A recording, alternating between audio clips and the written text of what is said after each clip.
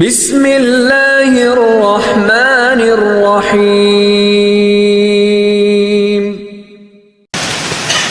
Assalamualaikum warahmatullahi wabarakatuh. Innal hamdalillah wassalatu wassalamu ala Rasulillah wa ala alihi wa sahbihi wa man tabi'ahum bi ihsan ila yaumil qiyamah. Ikhwan dan akhwat yang semoga Allah rahmati, kaum muslimin dan kaum muslimah yang semoga Allah berkahi. Alhamdulillah, kita senantiasa bersyukur kepada Allah atas segala kenikmatan yang Allah telah berikan kepada kita dan kebaikan yang Allah torehkan kepada kita, sehingga dalam kesempatan malam kali ini kita berjumpa pada salah satu majelis yang Allah cintai dan Allah ridhoi. Dan semoga apa yang kita selenggarakan menjadi sebab kebaikan dalam kehidupan kelak kita di akhiratnya.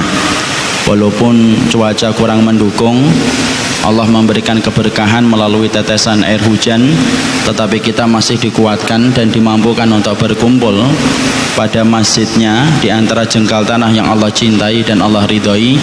Dan tidaklah kita mampu melakukan itu semuanya kecuali semata-mata pertolongan Allah dan berkahnya Allah dalam kehidupan kita.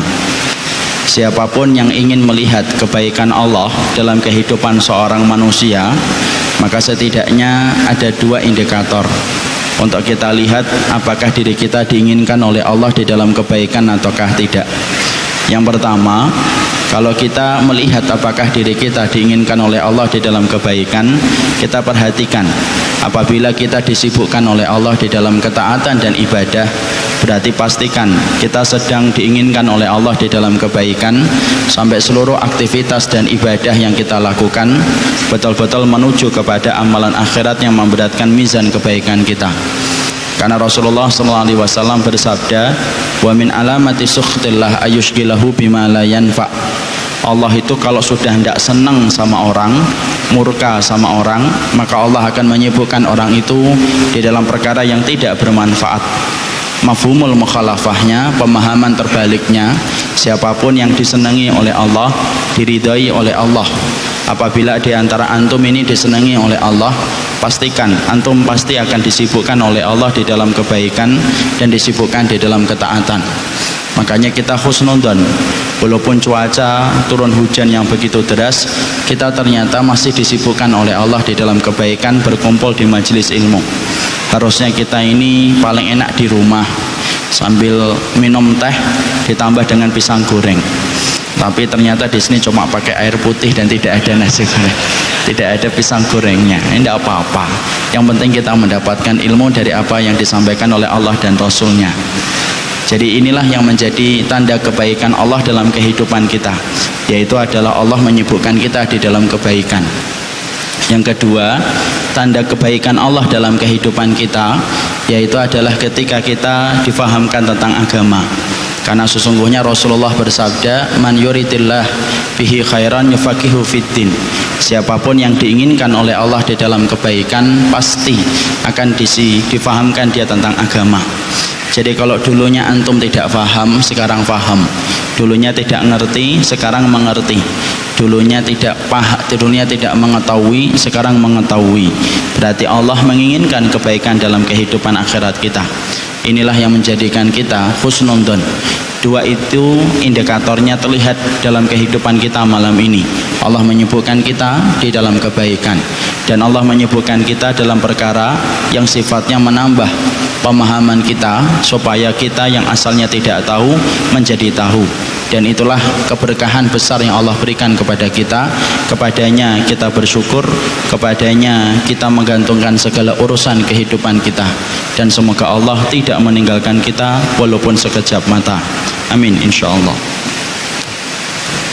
Sebelum kita mengadakan kajian kita sebagaimana tema yang sudah dipilih, kita tentunya mengucapkan jazakumullah khairan kepada setiap komponen dan setiap panitia di masjid, terutama pengurus Masjid Istiqomah yang telah memberikan izin dan memberikan pertolongan terselenggaranya kajian kita dalam kesempatan malam kali ini. Apabila kita mendapati seorang muslim yang telah memberikan kebaikan, tidak ada kewajiban kita kecuali menyertakan mereka di dalam doa. Semoga Allah membalas mereka dengan keberkahan lapisan di dunia dan di akhirat insyaallah. Amin. Ikhwan-ikhwan yang semoga Allah rahmati dan Allah berkahi. Tahukah kita bahwasanya kehidupan syariat ini ternyata memiliki dua fondasi yang penting. Karena syariat ini kalau kita menghambakan diri kepada Allah, maka syariat ini tidak boleh luput dari dua fondasi. Apabila kita luput dari dua fondasi itu, maka berarti syariat kita rusak. Syariat kita ada yang kurang beres ketika syariat ini tidak sebagaimana yang ditetapkan oleh kitabullah dan sunnah. Karena kitabullah dan sunnah itu menetapkan dua fondasi dalam kehidupan ibadah kita kepada Allah. Yang pertama, fondasi yang pertama itu adalah ilmu. Tentunya kita faham bahwasanya kehidupan kita tidak pernah lepas dari ilmu. Karena apabila disebutkan kata ilmu, Imam Ibn Rajab itu berkata, qala Allah, qala Rasul, qala sahabah. Karena sesungguhnya ketika kata ilmu disebutkan, maka tidak ada maknanya kecuali adalah perkataan Allah, perkataan Rasul, dan perkataan para sahabat. Dan tentunya kita harus mengerti kehidupan kita di dalam beribadah kepada Allah tidak boleh jauh dari ilmu, karena ilmu merupakan identik dengan perjalanan kita ke surga. Siapapun yang mendambakan di akhir semua ibadah dan penghambaan dia menuju kepada Allah, yaitu adalah surga, maka dia harus paham surga itu identik dengan ilmu. Siapapun yang mereka jauh dari ilmu, maka sesungguhnya ketika dia jauh dari ilmu berarti dia dekat dengan neraka, karena neraka itu dekat identik dengan kebodohan. Makanya kita mendapati Rasulullah sampai mengkaitkan ilmu itu dengan surga. Sampai Rasulullah SAW bersabda, man salaka tariqan yaltamisu fihi ilman sahalallahu tariqan ilal jannah. Siapapun yang melapangkan hidupnya untuk mencari ilmu dan melapangkan jalannya untuk mencari ilmu, maka Allah itu akan melapangkan jalannya ke surga. Di sini Nabi mengkaitkan kata ilmu dengan perjalanan kita nanti ke surga, karena hakikatnya kuncinya surga itu adalah ilmu yang menafikan kebodohan kita. Makanya kalau ada orang yang ingin mendapatkan surganya Allah tetapi tidak pernah bersusah payah untuk memahami apa yang Allah turunkan dan apa yang disampaikan oleh Nabi, berarti dia sedang mimpi panjang. Karena tidak mungkin ana dan antum menggenggam surga sampai kita faham tentang ilmu yang diturunkan oleh Allah. Makanya saya sering membuat analogi sederhana. Ada sebuah analogi dan kias yang sering saya sampaikan, tetapi patut untuk menjadi renungan bagi kita, yaitu adalah ketika saya mengatakan kita ini apabila ingin kerja di sebuah kantor dan instansi, ternyata kita sepakat memaklumi bahwasanya kita harus tamat di sebuah universitas baru kita bisa mendaftar untuk mendapatkan pekerjaan di salah satu kantor yang kita inginkan. Sebutlah kata kantor itu Indosat ataupun Simpati ataupun Pertamina. Kalau kita ingin kerja di Indosat ataupun di Pertamina, maka sesungguhnya kita sepakat bahwasanya sekolah kita itu panjang, 6 tahun SD ditambah dengan 3 tahun SMP ditambah dengan 3 tahun SMA plus dengan kuliah 4 tahun, totalnya 16 tahun. Hanya untuk kerja di sebuah kantor instansi yang kita mau, kemudian kita duduk di belakang meja mendapatkan gaji antara 1 sampai 100 juta, sekolahnya 16 tahun, baru kita bisa diterima oleh bagian HRD dan kemudian diterima dan mendapatkan gaji. Padahal itu cuma kantor Indosat dan Telkomsel. Makanya kalau ada orang yang cuma tamatan SD biasanya tidak diterima. Misalkan ada orang yang datang ke kantor Pertamina, ditemui bagian HRD, bagian HRD bilang, pengen apa Pak? Pengen kerja. Lamarannya apa yang pengen didapatkan? Saya pengen manajer. Sekolahnya di mana? SD Impres 01. Biasanya kemudian bagian HRD langsung menelpon security, ada orang gila di kantor saya, tolong ditangkap. Di situ kita memahami ternyata hanya untuk menjadi manajer ternyata sekolahnya 16 tahun. Itu pun terkadang dan terkesan tidak cukup, bahkan kadang-kadang ditambah dengan sekolah di luar negeri 4 tahun, kadang-kadang ditambah S3. Padahal gaji kita antara 10 sampai 100 juta manajer itu, ternyata sekolahnya sepanjang itu. kalaulah kita Indosat kita memaklumi bahwasanya kita perlu ilmu ketika ingin kerja di sana, Masya Allah, sesungguhnya perjalanan kita ke surga pun butuh ilmu, karena sesungguhnya surga itu lebih berkualitas daripada Indosat dan lebih berkualitas daripada Telkomsel. Makanya kalau ada orang yang menganggap bahwasanya surga itu tidak perlu didatangi dengan ilmu, tadi saya menyampaikan dia sedang memberi mimpi panjang betul, karena ternyata tidak mungkin kita itu akan mendapatkan surga sampai kemudian kita berilmu. Tahukah kita Rabb yang kita sembah ketika kita menggantungkan segala urusan dalam kehidupan kita adalah Rabb yang ingin disembah dengan ilmu. Allah tidak ingin disembah dengan semangat, Allah bukan tidak ingin disembah dengan kebodohan, dan Allah itu tidak ingin disembah dengan prasangka. Makanya Allah turunkan kepada kita segala piranti-piranti untuk menjadikan kita itu mempelajarinya. Allah turunkan kepada kita Quran, kitabullah, dan Allah utus kepada kita seorang nabi dan seorang rasul.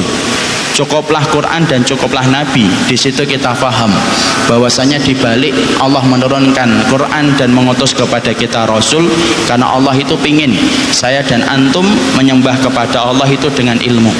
Makanya siapapun yang mereka tidak berilmu, hati-hati, mereka menggadaikan akhirat mereka di hadapan Allah. Masa Ustaz? Iya. Apakah kalau kita tidak paham tentang akhirat berarti menggadaikan akhirat kita? Iya. Mana dalilnya bahwasanya orang yang mereka tidak memiliki ilmu tentang Allah dan Rasulnya berarti menggadaikan urusan mereka dalam urusan akhiratnya? Maka dalilnya sebagaimana diterangkan oleh Nabi dalam salah satu hadis yang sahih. Nabi mengatakan, abghadur rijali indallahi alimun bidunya jahilun anil akhirah. Orang yang dibenci oleh Allah di bawah kolong langit, di atas permukaan bumi, bukan hanya pezina saja, bukan hanya peminum khamr saja, bukan hanya pembunuh, tetapi orang yang paling dibenci oleh Allah di bawah kolong langit dan di atas permukaan bumi, orang yang alim tentang dunia tetapi jahil tentang urusan akhiratnya. Kalau sudah ngomong tentang dunia, detail-detailnya itu tahu, sebagaimana orang kafir. Orang kafir itu Allah menyampaikan dalam surat Ar-Rum, ya'lamuna dhahiram minal hayati dunya wa hum anil akhirati hum ghafilun. Sesungguhnya orang kafir itu apa yang nampak dari urusan dunia mereka faham, tetapi kalau sudah bicara tentang urusan akhiratnya mereka menjadi lalai. Makanya kalau ada seorang muslim ngerti tentang urusan dunia tetapi tidak faham tentang urusan akhiratnya, hati-hati. Orang yang semacam itu karakteristiknya menjadi orang yang paling dibenci oleh Allah apabila dia alim tentang dunia, tapi kalau sudah bicara akhiratnya dia tidak faham sama sekali. Orang kafir kan gitu, akhi. Orang kafir itu Masya Allah, kalau antum tanya tentang dunia paham, detailnya paham. Sampai tren rambut tahun 2020 sudah keluar tahun 2018. Tren rumah tahun 2025 sudah keluar hari ini. Kenapa? Karena sesungguhnya begitulah mereka, paham dan detail tentang urusan akhirat, urusan dunianya, tapi tidak paham tentang urusan dunianya. Makanya orang yang mereka sengaja tidak mau mempelajari ilmu, hati-hati. Karena sesungguhnya salah satu pembatal keislaman nomor ke-10 yaitu adalah orang yang tidak mau mempelajari apa yang Allah turunkan dalam kehidupan. Dan kita harus paham, ikhwan, ternyata bukan hanya sholat yang ada pembatalnya, bukan hanya wudhu yang ada pembatalnya, bukan hanya haji yang ada pembatalnya. Kalaulah sholat itu batalnya salah satunya ketawa terbahak-bahak, salah satu pembatal wudhu salah satunya ketika antum kentut, ketika haji pembatalnya ketika kita berjima dengan istri kita, sama keislaman itu ada pembatalnya. Dan salah satu pembatal keislaman itu apa?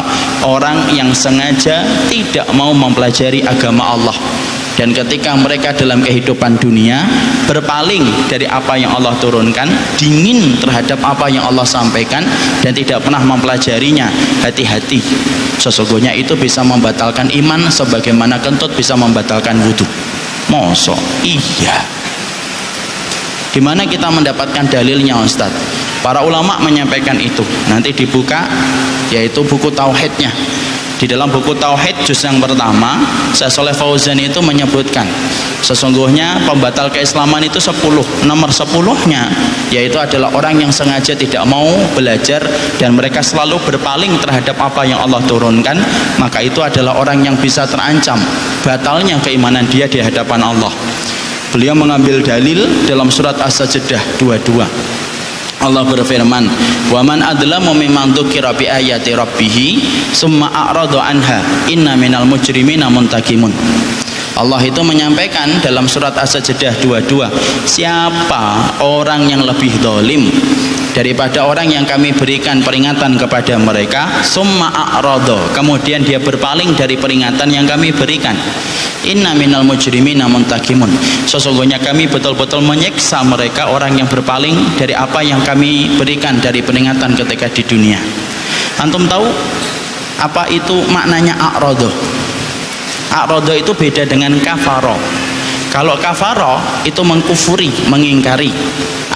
Ahlul kitab Yahudi dan Nasara mengkufuri kitabullah dan sunnah. Kalau mereka disampaikan kepada mereka ini kitabullah, mereka berkata maaf ya, itu bukan Quran kami, bukan kitab suci kami, itu namanya kafaro. Ini hadis, mereka berkata maaf ya, kami tidak beriman kepada hadis yang disampaikan oleh nabimu, itu namanya kafaro. Tapi beda dengan a'rada. Allah sebutkan di dalam surat As-Sajdah yang tadi kita sebutkan pada ayat yang ke-22. Allah itu tidak menyampaikan kafaro, tapi Allah itu menyebutkan a'rada.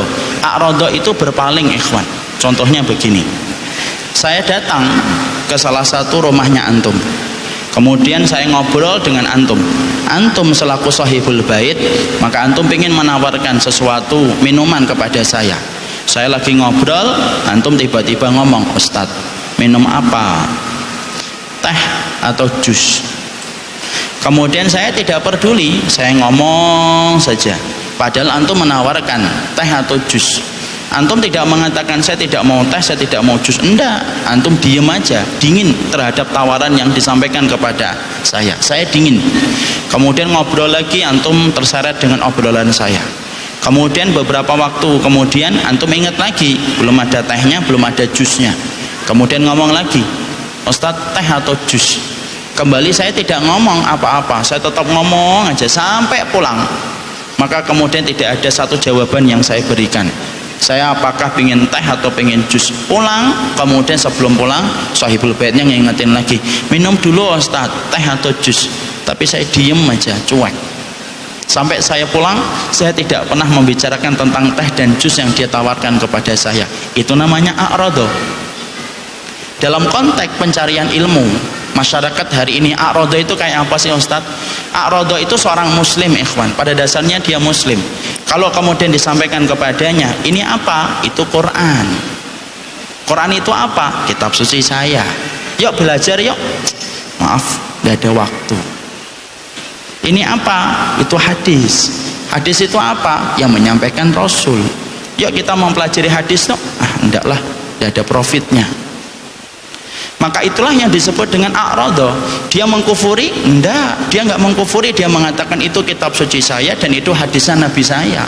Tapi dia tidak pernah mau mempelajari. Maaf kata, Senin sampai Jumat dia kemudian mencari harta, Sabtu dan Ahad kemudian dia menghabiskan waktu untuk hobi, dan tidak ada satupun hari yang dia luangkan untuk mempelajari tentang apa yang Allah turunkan. Itu namanya a'rada, berpaling. Kalau bahasa kita, cuek dan dingin. Maka orang yang semacam itu menjadi orang yang betul-betul dikhawatirkan akan batal keimanannya. Karena sesungguhnya kita madhab Ahlussunnah itu bukan madhabnya Murji'ah yang mengatakan bahwasanya kalau sudah mengatakan asyhadu alla ilaha illallah itu tidak pernah batal. Tapi sesungguhnya Ahlussunnah meyakini bahwasanya ketika kita berislam ada pembatalnya, dan salah satu pembatal keislaman adalah orang yang tidak pernah mempelajari tentang apa yang Allah turunkan. Nah, itulah yang menjadikan kita faham berarti kehidupan ilmu adalah kehidupan yang tidak terpisahkan dalam syariat kita. Siapapun mereka yang ingin mendapatkan surga, ikhwan, sesungguhnya dia harus paham surga itu dipenuhi dengan dalil, surga itu dipenuhi dengan petunjuk yang disampaikan oleh kitabullah dan sunnah. Dan ingat, pertama kali nanti ketika saya dan antum dikumpulkan oleh Allah pada waktu di hari mahsyar, pertama kali yang Allah akan perhatikan dalam kehidupan kita sebelum dihisab itu ilmu kita dulu. Mosok? Iya. Dalilnya Malik bin Anas menjawab. Malik bin Anas itu berkata, inna hadal ilm lahmuka wa damuka wa anhu tus'alu yaumal qiyamah.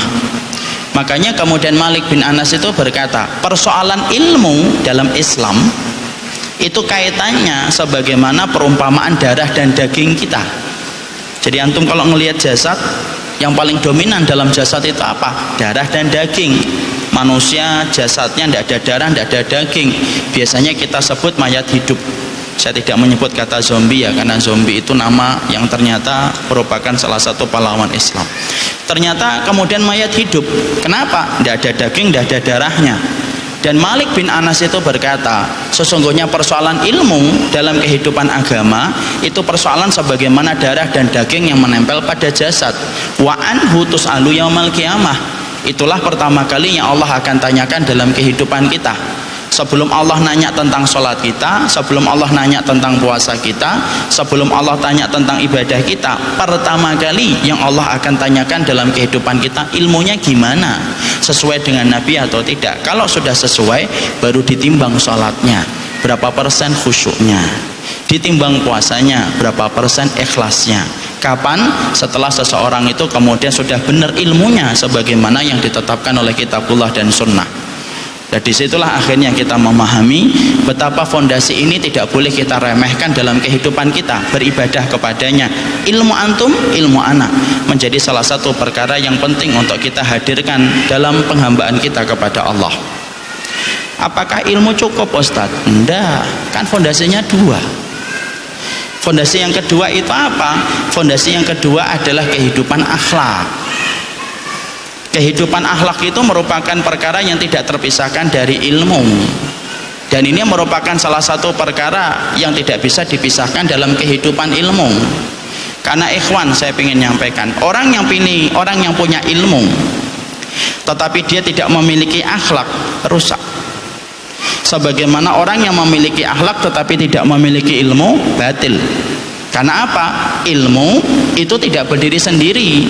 Karena sesungguhnya ilmu itu dia berdiri bersama dan berkaitan dengan perkara yang lainnya, dan perkara itu adalah ikhlas. Sebagaimana baju bergandengan dengan celana, sebagaimana jendela bergandengan dengan pintu, sebagaimana sholat itu bergandengan dengan wudhu. Tidak bisa dipisahkan, ikhwan.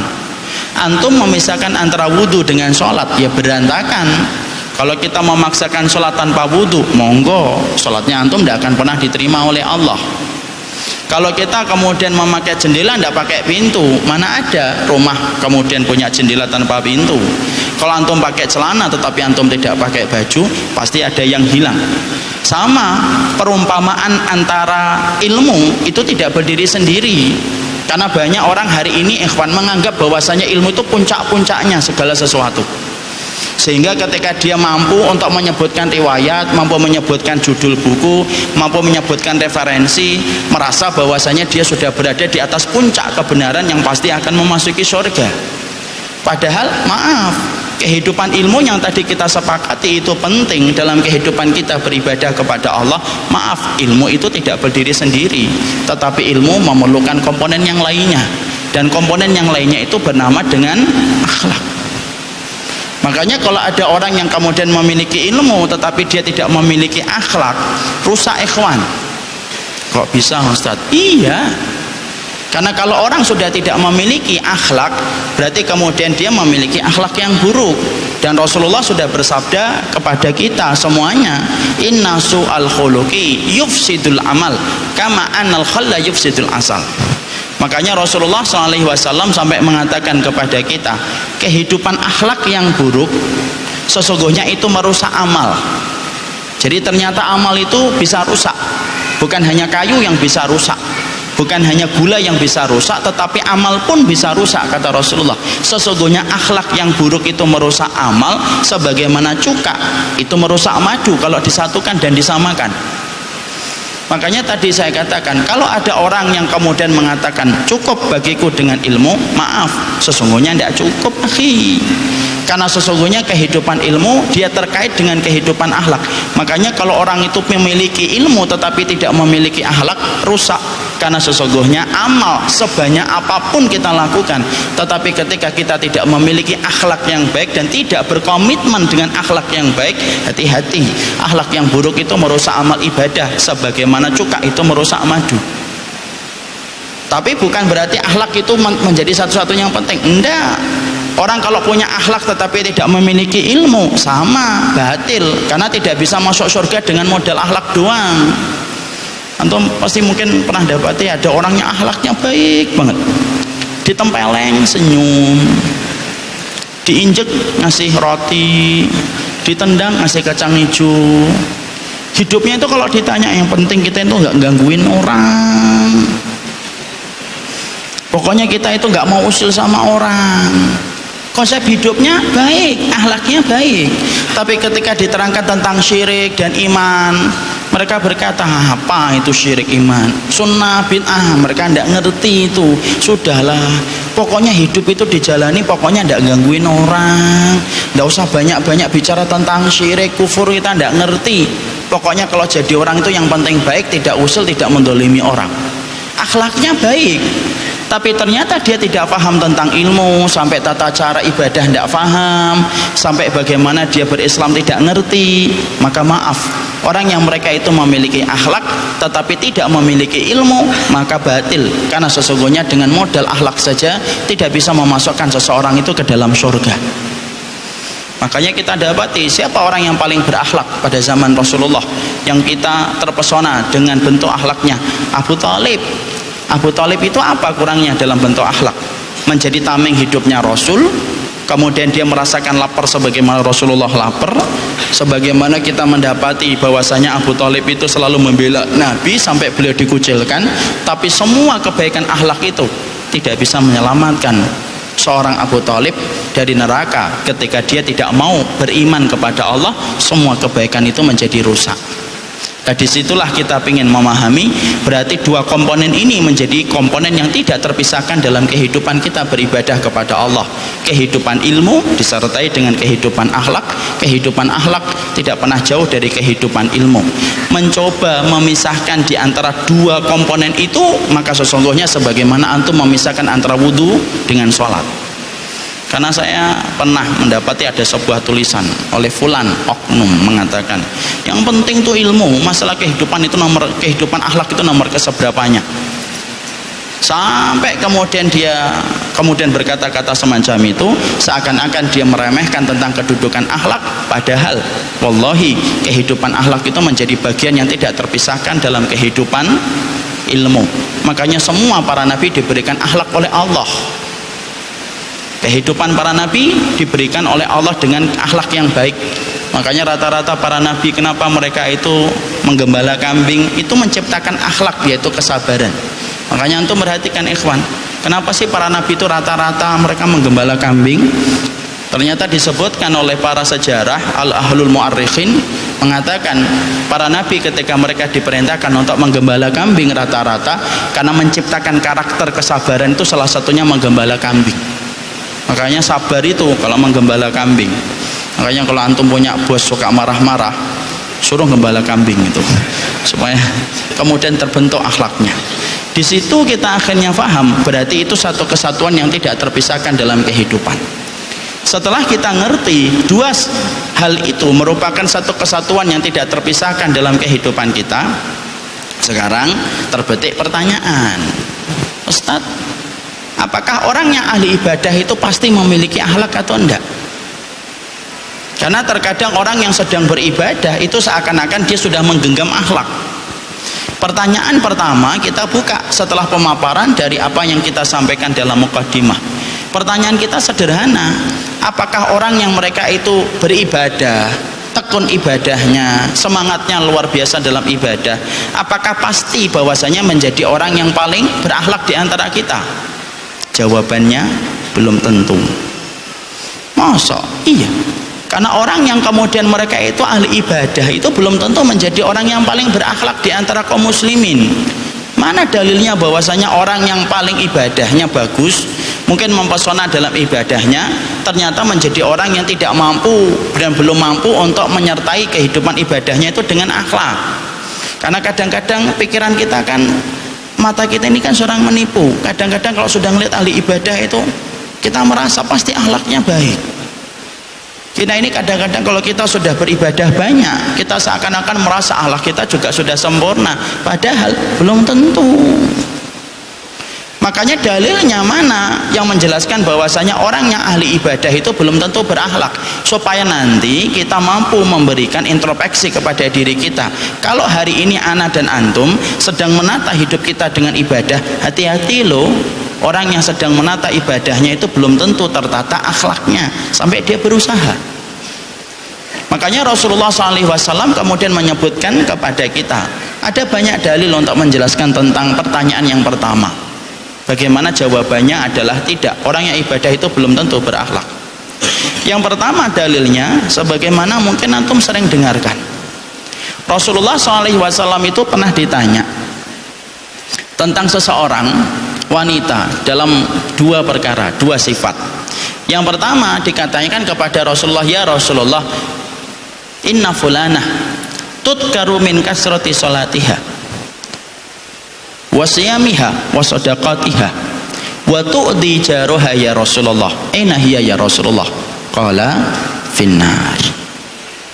Rasulullah ditanya lagi kedua, ya Rasulullah, tudkaru inna fulana tudkaru min illati salatiha wa siyamiha wa sadaqatiha wa lam tu'di jaruha ya Rasulullah, aina hiya ya Rasulullah? Qala finnar, fil jannah. Rasulullah itu ditanya tentang dua wanita yang ditanyakan langsung kepada Nabi dari seorang sahabat. Nama sahabat ini tidak disebutkan dalam riwayat karena lebih konteksnya lebih penting memperhatikan matannya. Yaitu fulan itu kemudian bertanya, ya Rasulullah, saya memiliki kenalan, ada seorang wanita yang terkenal dengan kebaikan sholatnya, banyaknya puasanya, banyaknya sedekahnya, tetapi ternyata satu ya Rasulullah kekurangan dia, tu'di jaroha, ternyata dia menyakiti tetangganya dengan lisannya ya Rasulullah. Aina hiya ya Rasulullah, di mana tempat dia nanti ya Rasulullah ketika sudah di akhiratnya? Rasulullah menjawab singkat, finnar, dia berada di neraka. Kemudian yang kedua ditanyakan kepada Nabi, ya Rasulullah, ada fulana tidak banyak sholatnya sebagaimana perempuan yang pertama, tidak banyak puasanya sebagaimana perempuan yang pertama, tidak banyak sedekahnya sebagaimana perempuan yang pertama.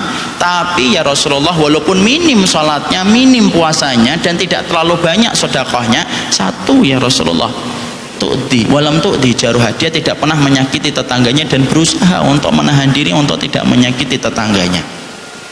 Di mana tempatnya ya Rasulullah? Kemudian Nabi menjawab, fil jannah, dia berada di surga.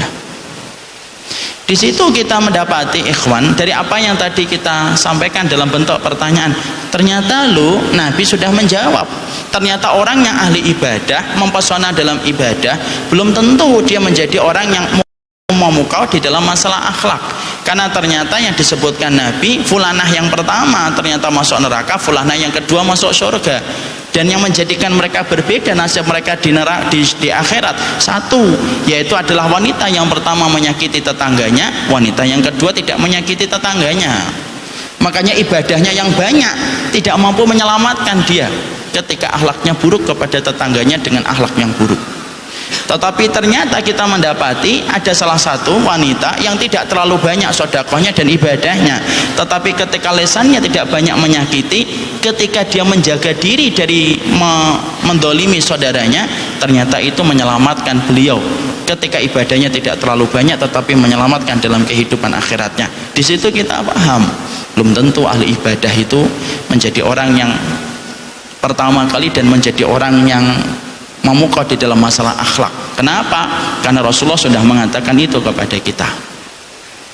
Kemudian dalil yang berikutnya untuk menunjukkan bahwasanya ahli ibadah itu belum tentu menjadi orang yang paling mulia di dalam akhlak, yaitu tentunya antum pernah mendengar hadisnya, yaitu hadis tentang masalah muflis. Hadis riwayat Muslim.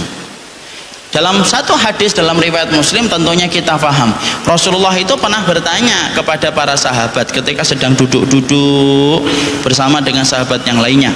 Nabi itu berkata, "Atadruna manil muflis?" Kalian ngerti enggak siapa orang yang paling bangkrut di antara kita? Para sahabat menjawab, "Mala dirhamun wala dinarun ya Rasulullah." Orang yang mereka itu tidak punya dirham dan tidak punya dinar. Rasulullah mengatakan, "La, bukan itu. Al-muflis min ummati ya'ti bihasanatihi yaumal qiyamah. Wa qad syatama hada wa qadafa hada wa daraba hada wa akhadha mala hada." Rasulullah mengatakan, bukan itu orang yang bangkrut. Orang yang bangkrut itu adalah orang yang kelak pada waktu hari kiamat mereka itu membawa amalan yang begitu banyak. Rasulullah mengatakan apa? Ya'ti bihasanatihi yaumal qiyamah, membawa amalan yang banyak. Kalau Nabi menyebutkan orang yang bangkrut kelak pada waktu hari kiamat membawa amalan yang banyak, berarti secara penampakan orang itu ketika di dunia itu solih atau tidak solih? Solih. Wong Nabi mengatakan membawa amalan yang banyak kok. Kalau kita katakan tidak solih, Nabi akan mengatakan orang yang bangkrut itu orang yang membawa amalan pas-pasan. Tapi Nabi tidak mengatakan membawa amalan pas-pasan. Nabi mengatakan orang yang bangkrut di antara umatku nanti yaitu adalah orang yang membawa amalan yang begitu banyak, lalu kemudian ternyata dia pernah mendolimi fulan, pernah mencela fulan, pernah menghujat fulan, pernah mengambil uangnya fulan, pernah memukul fulan. Maka kemudian akhirnya semua amal itu kemudian diputuskan oleh Allah di hari pengadilan itu. Allah memberikan semua kebaikannya kepada setiap orang yang pernah dia zalimi. Satu per satu kebaikan yang dia tanam habis. Dan Rasulullah mengatakan wa funiyat hasanatuhu. Kemudian habis semua kebaikannya. Ternyata masih banyak orang yang dia zalimi, ketika kemudian antri dan meminta pengadilan kepada Allah, fayaqdillah. Kemudian Allah itu memutuskan bagaimana dosa-dosa orang yang dia dolimi diberikan kepada orang yang pernah mendolimi mereka. Dalam sekejap berubah, yang asalnya membawa amalan yang begitu banyak, dalam sekejap dia membawa amalan keburukan, dan akhirnya dengan amalan keburukan itu dicemplungkan ke dalam neraka. Waliyadzubillah. Di situ ikhwan, saya ingin untuk menyampaikan kepada diri ana dan antum, ternyata orang yang memukau dalam ibadah, orang yang mempesona di dalam ketaatan, itu belum tentu menjadi orang yang paling mempesona di dalam masalah akhlak. Makanya sampai kemudian kita mendapati dua dalil ini menjadi keterangan betul bagi kita. Kalau hari ini ikhwan, ana dan antum sedang menata hidup kita dengan ibadah, hati-hati loh. Kadang-kadang menata ibadah itu lebih mudah daripada menata akhlak. Karena apa? Ternyata banyak orang yang beribadah memukau dan mempesona, tapi ternyata belum jaminan bahwasanya dia mempesona di dalam akhlak, karena kehidupan akhlak itu bukan sesuatu yang gampang. Makanya apa? Kehidupan akhlak ketika buruk merusak amal ibadah. Persis sebagaimana kata Nabi, cuka itu merusak madu, akhlak yang buruk itu merusak amal ibadah. Makanya di situ akhirnya kita paham. Pertanyaan yang pertama menjadi sebuah renungan bagi kita. Pertanyaan yang kedua yang juga menjadi renungan bagi kita itu apa? Ustadz, kalau orang yang ahli ibadah, yang solih, ternyata belum jaminan bahwasanya dia menjadi orang yang paling baik di dalam masalah akhlak. Pertanyaan yang kedua, apakah orang yang berilmu pasti memiliki akhlak? Orang yang mampu menyebutkan qala Allah, qala Rasul, qala Allah, qala Rasul, qala sahabat, apakah mereka pasti memiliki kehidupan akhlak? Jawabannya enggak, belum tentu juga. Oh ya, insyaallah. Ya, kita ikut apa yang dimau oleh panitia. Jadi break dulu, kita lanjutkan habis Isya. Barakallahu fikum. Nanti kita lanjutkan nomor 2-nya. Apakah orang yang berilmu pasti memiliki akhlak? Saksikan jawabannya pada waktu setelah iklan-iklan di bawah ini. Barakallahu fikum, subhanakallahumma wa bihamdika, asyhadu an la ilaha illa anta, astaghfiruka wa atubu ilaik. Assalamualaikum warahmatullahi wabarakatuh. Bismillah. Assalamualaikum warahmatullahi wabarakatuh. Innal hamdalillah wassalatu wassalamu ala Rasulillah wa ala alihi wa sahbihi wa man tabi'ahum bi ihsan ila yaumil qiyamah. Ikhwan dan akhwat yang semoga Allah rahmati dan Allah berkahi, tadi dalam kesempatan kita sebelum melaksanakan sholat isya berjamaah yang semoga Allah terima apa yang telah kita kerjakan, kita telah membahas bahwasanya keterikatan antara ilmu dengan akhlak merupakan keterikatan yang tidak mampu dipisahkan. Layaknya wudhu dan sholat yang tidak mampu dipisahkan, kehidupan akhlak dan kehidupan ilmu merupakan satu kesatuan yang tidak mampu untuk dicerai-beraikan. Orang yang memiliki ilmu ketika dia tidak memiliki akhlak, sesungguhnya itu rusak, karena perkara yang merusak amal ibadah itu akhlak yang buruk. Rasulullah bersabda, akhlak yang buruk itu merusak amal sebagaimana cuka itu merusak madu. Inna su'al khuluqi yufsidul amal kama anal khalla yufsidul asal. Orang tetapi apabila mendapatkan akhlak tetapi dia tidak memiliki ilmu, maka sama, sesungguhnya batil, karena kita tidak bisa memasuki surga hanya modal dengan akhlak yang kita miliki tanpa kita memiliki ilmu. Disitulah kita faham, siapapun di antara antum yang hari ini sudah sibuk dalam taklim, sudah faham tentang ilmu, fahami sesungguhnya kewajiban kita tidak selesai dengan datangnya kita ke majelis ilmu, tetapi sesungguhnya kewajiban kita yang tersisa bagaimana menjaga kehidupan akhlak dan ritme akhlak dalam kehidupan kita. Tadi kita sempat membuka dua pertanyaan. Yang pertama, apakah orang yang beribadah itu secara otomatis menjadi orang yang paling berakhlak di antara kita? Apabila kita menjumpai ada orang yang mempesona di dalam ibadahnya, apakah serta-merta secara otomatis mempesona di dalam akhlak? Belum tentu. Ternyata kita mendapati dalil-dalil yang begitu banyak. Berapa banyak orang yang mereka itu mempesona dalam ibadah, tetapi belum tentu dia mempesona di dalam akhlak. Bahkan kita dapati apabila ibadahnya banyak, akhlaknya itu rusak, maka ibadah itu tidak mampu menyelamatkan kehidupan akhlak yang rusak ketika rusak amal ibadahnya. Pertanyaan yang kedua yang tadi kita bahas, apakah ahli ilmu, yang kita sebutkan ahli ilmu, itu kemudian menjadi orang yang bisa berakhlak? Karena kita kalau sudah melihat ustadz, fulan, syekh, apakah secara otomatis dia menjadi orang yang paling berakhlak?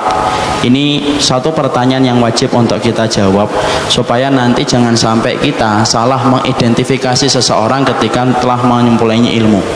Tapi kalau kita salah mengidentifikasi, maka kita akan salah ketika kita memahami tentang orang yang berilmu. Jawaban dari pertanyaan bahwasanya orang yang berilmu itu belum jaminan bahwasanya dia memiliki akhlak. Mana dalilnya? Yaitu sebagaimana yang disampaikan oleh Imam Syafi'i. Imam Syafi'i itu ngomong di dalam salah satu perkataan beliau, man ahabba ayaftahallahu lahu qalbahu ayunawirahu fa'alaihi bil khulwah wa tarkus sufaha wa qillatul aql wa bughdhu ahlul ilmi alladzi laisa ma'hum insafun wala adabun. Maka sampai kita mendapati apa yang disampaikan oleh Imam Syafi'i, siapapun yang pengen untuk pengen dilapangkan hatinya, pengen diberikan cahaya iman di dalam jiwanya, maka hendaklah dia itu khulwah, sering berduaan dengan Allah lebih banyak daripada berduaan dengan makhluk. Wa tarku sufaha, meninggalkan orang yang bodoh yang selalu mengejar tentang dosa dan kemaksiatan. Wa qillatul aql, yaitu mensedikitkan makannya. Kemudian ditutup pernyataan beliau dengan kata-kata wa bughdhu ahlul ilmi, membenci orang yang berilmu. Membenci orang yang berilmu. Kapan kita diperintahkan untuk membenci orang yang berilmu? Alladzi laisa ma'ahum insafun wala adabun, yaitu adalah ketika orang yang berilmu tidak punya adab, tidak punya insaf, kebijaksanaan ketika menyikapi saudaranya yang beriman, tinggalkanlah, karena sesungguhnya mereka tidak bisa melahirkan kecuali adalah keburukan. Di situ ikhwan kita mendapati Imam Syafi'i mengatakan dalam kata ahlul ilmi, bukan thalibul ilmi. Dan antum harus paham beda antara thalibul ilmi dengan ahlul ilmi. Ahlul ilmi itu standarnya tinggi, apalagi yang mengatakan Imam Syafi'i. Karena Imam Syafi'i saja hafal Quran umur 7 tahun, kemudian hafal ribuan hadis. Jadi definisi ahlul ilmi apabila kita kembalikan kepada perkataan para ulama terdahulu, definisinya itu tinggi. Kalau kita rata-rata yang di sini yang menyampaikan ilmu, ustadz yang menyampaikan ilmu bukan ahlul ilmi, baru thalibul ilmi, karena dia menyampaikan apa yang dia baca di kitab lalu disampaikan kepada umat. kita ingin menyampaikan kalau ahlul ilmi saja ternyata ketika dia tidak punya adab dan tidak punya akhlak, Imam Syafi'i itu nyuruh saya dan antum untuk meninggalkan ahlul ilmi semacam itu, apalagi kalau baru sekelas thalibul ilmi ketika dia tidak punya adab dan tidak punya akhlak. Jadi disitulah kita memahami ternyata semakin terkuak, ternyata memang perjalanan akhlak itu menjadi perkara yang tidak gampang, sampai-sampai ahli ibadah pun belum tentu memiliki akhlak, sampai orang yang berilmu pun belum tentu memiliki akhlak. Makanya sampai Imam Syaukani di dalam kitabnya Fathul Qadir, Imam Syaukani di dalam kitabnya Fathul Qadir itu sampai beliau itu berkata, sesungguhnya yang aku herankan yaitu adalah bukan Fathul Qadir, dalam kitab Nasrul Jauhar, Imam Syaukani dalam kitabnya Nasrul Jauhar itu berkata, yang aku herankan adalah orang yang mereka itu memiliki ilmu, mereka menyampaikan ilmu, mereka menjauhi riba, mereka menjauhi dosa-dosa dari zina dan dosa minum khamr, tetapi begitu mudahnya bagi mereka menodai kehormatan orang lain ketika mereka tidak memahami betapa pentingnya kehidupan akhlak setelah ilmu. Itu yang mengatakan Imam Syaukani.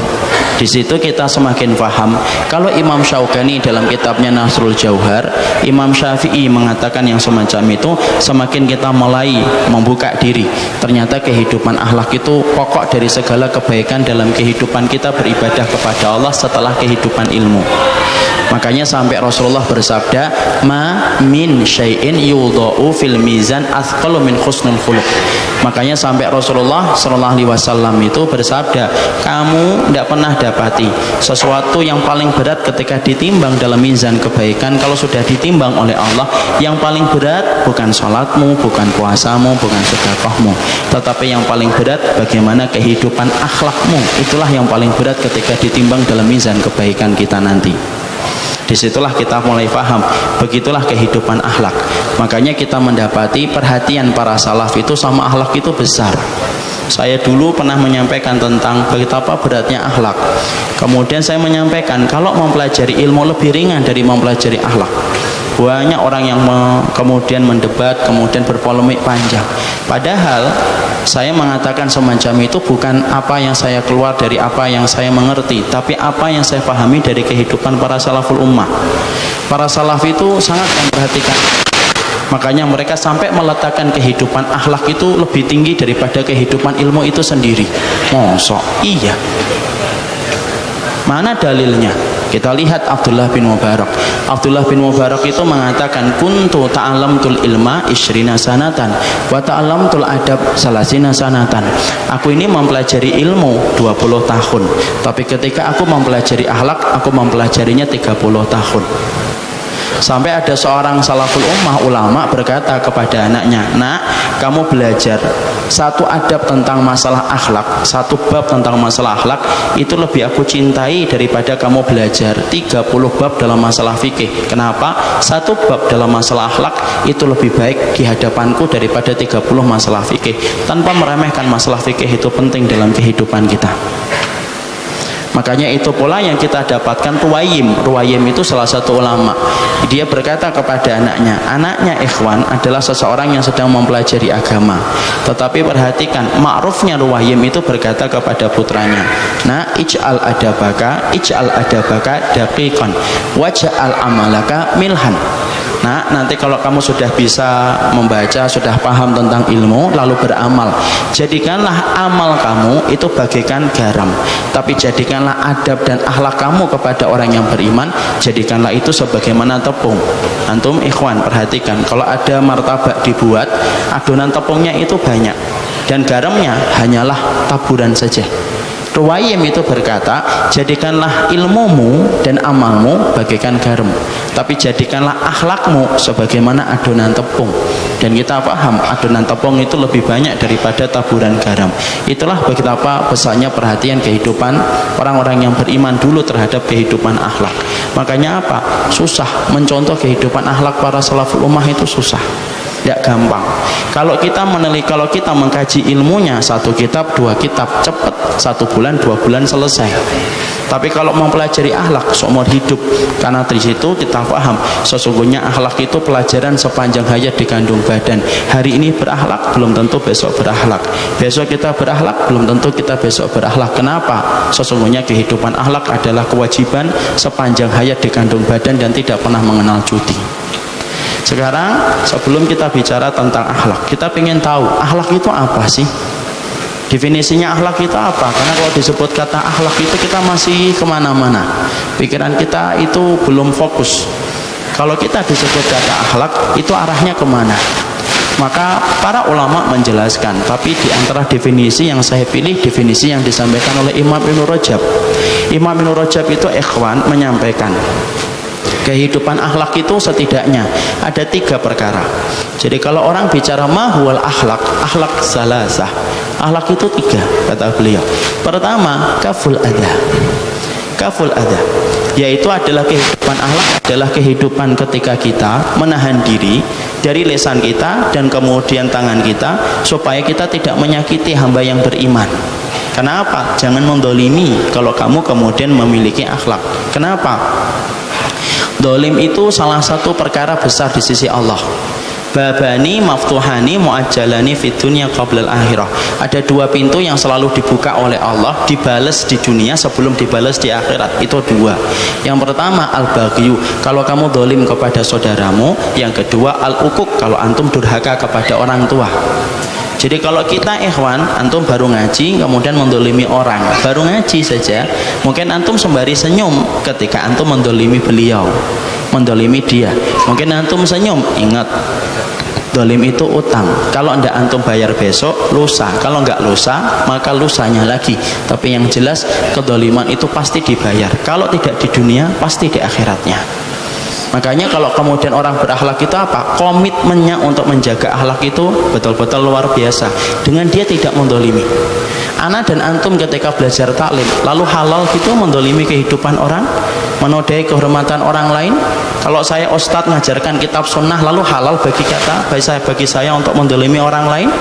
Antum kemudian ikut taklim di masjid dengan nama bahwasanya kajian antum kajian ilmiah, lalu halal bagi antum untuk mendolimi setiap kehormatan orang. Ada apa dengan yang kita pelajari? Makanya kalau kemudian kita memahami kehidupan akhlak yang pertama kaful ada, jaga supaya tidak mendolimi orang. Padahal kita tahu itu hutang dan kita harus paham Allah tidak pernah memulai di dalam Al-Quran ikhwan kata wailun di dalam Al-Quran. Antum kalau buka dari Al-Baqarah sampai An-Nas, tidak pernah Allah memulai surat di dalam Al-Quran dengan kata wailun kecuali hanya 2 surat, wailul lil mutaffifin sama wailul likulli humazatil lumazah.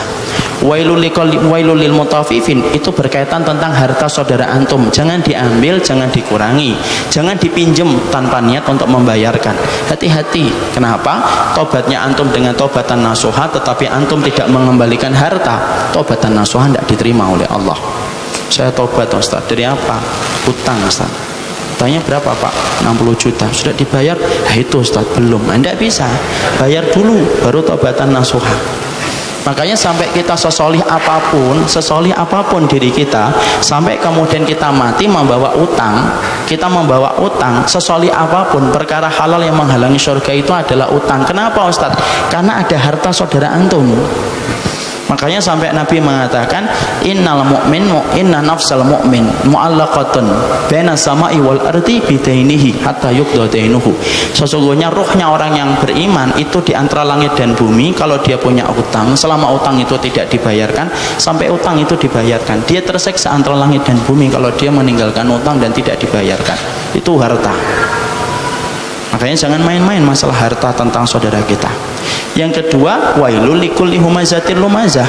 Yang kedua itu apa? Wailul likulli humazatil lumazah. Celaka bagi orang yang suka mencela, suka menodai kehormatan orang. Karena apa? Hati-hati, itu perkara yang berat di sisi Allah. Karena kehormatan seorang mukmin itu tidak ringan di dunia.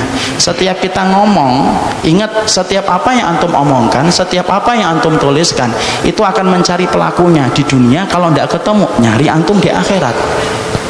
Dan itu menjadi perkara yang berat. Kenapa? Kehormatan seorang mukmin itu harganya mahal. Kemarin berkali-kali saya sampaikan, orang itu ikhwan hari ini banyak yang takut sama riba. Alhamdulillah, segala puji bagi Allah yang telah membukakan hati kita sampai paham riba. Tapi ternyata ketika dia takut riba, dia tidak takut menodai kehormatan orang yang beriman. Padahal dosanya riba yang paling ringan yaitu adalah berzina dengan ibunya sendiri. Berzina, bukan nikah loh ya, berzina. Dan sesungguhnya riba itu 73 pintu sampai 79. Yang paling berat dari dosa riba itu apa? Menodai dan melanggar kehormatan seorang yang beriman. Itu harganya mahal.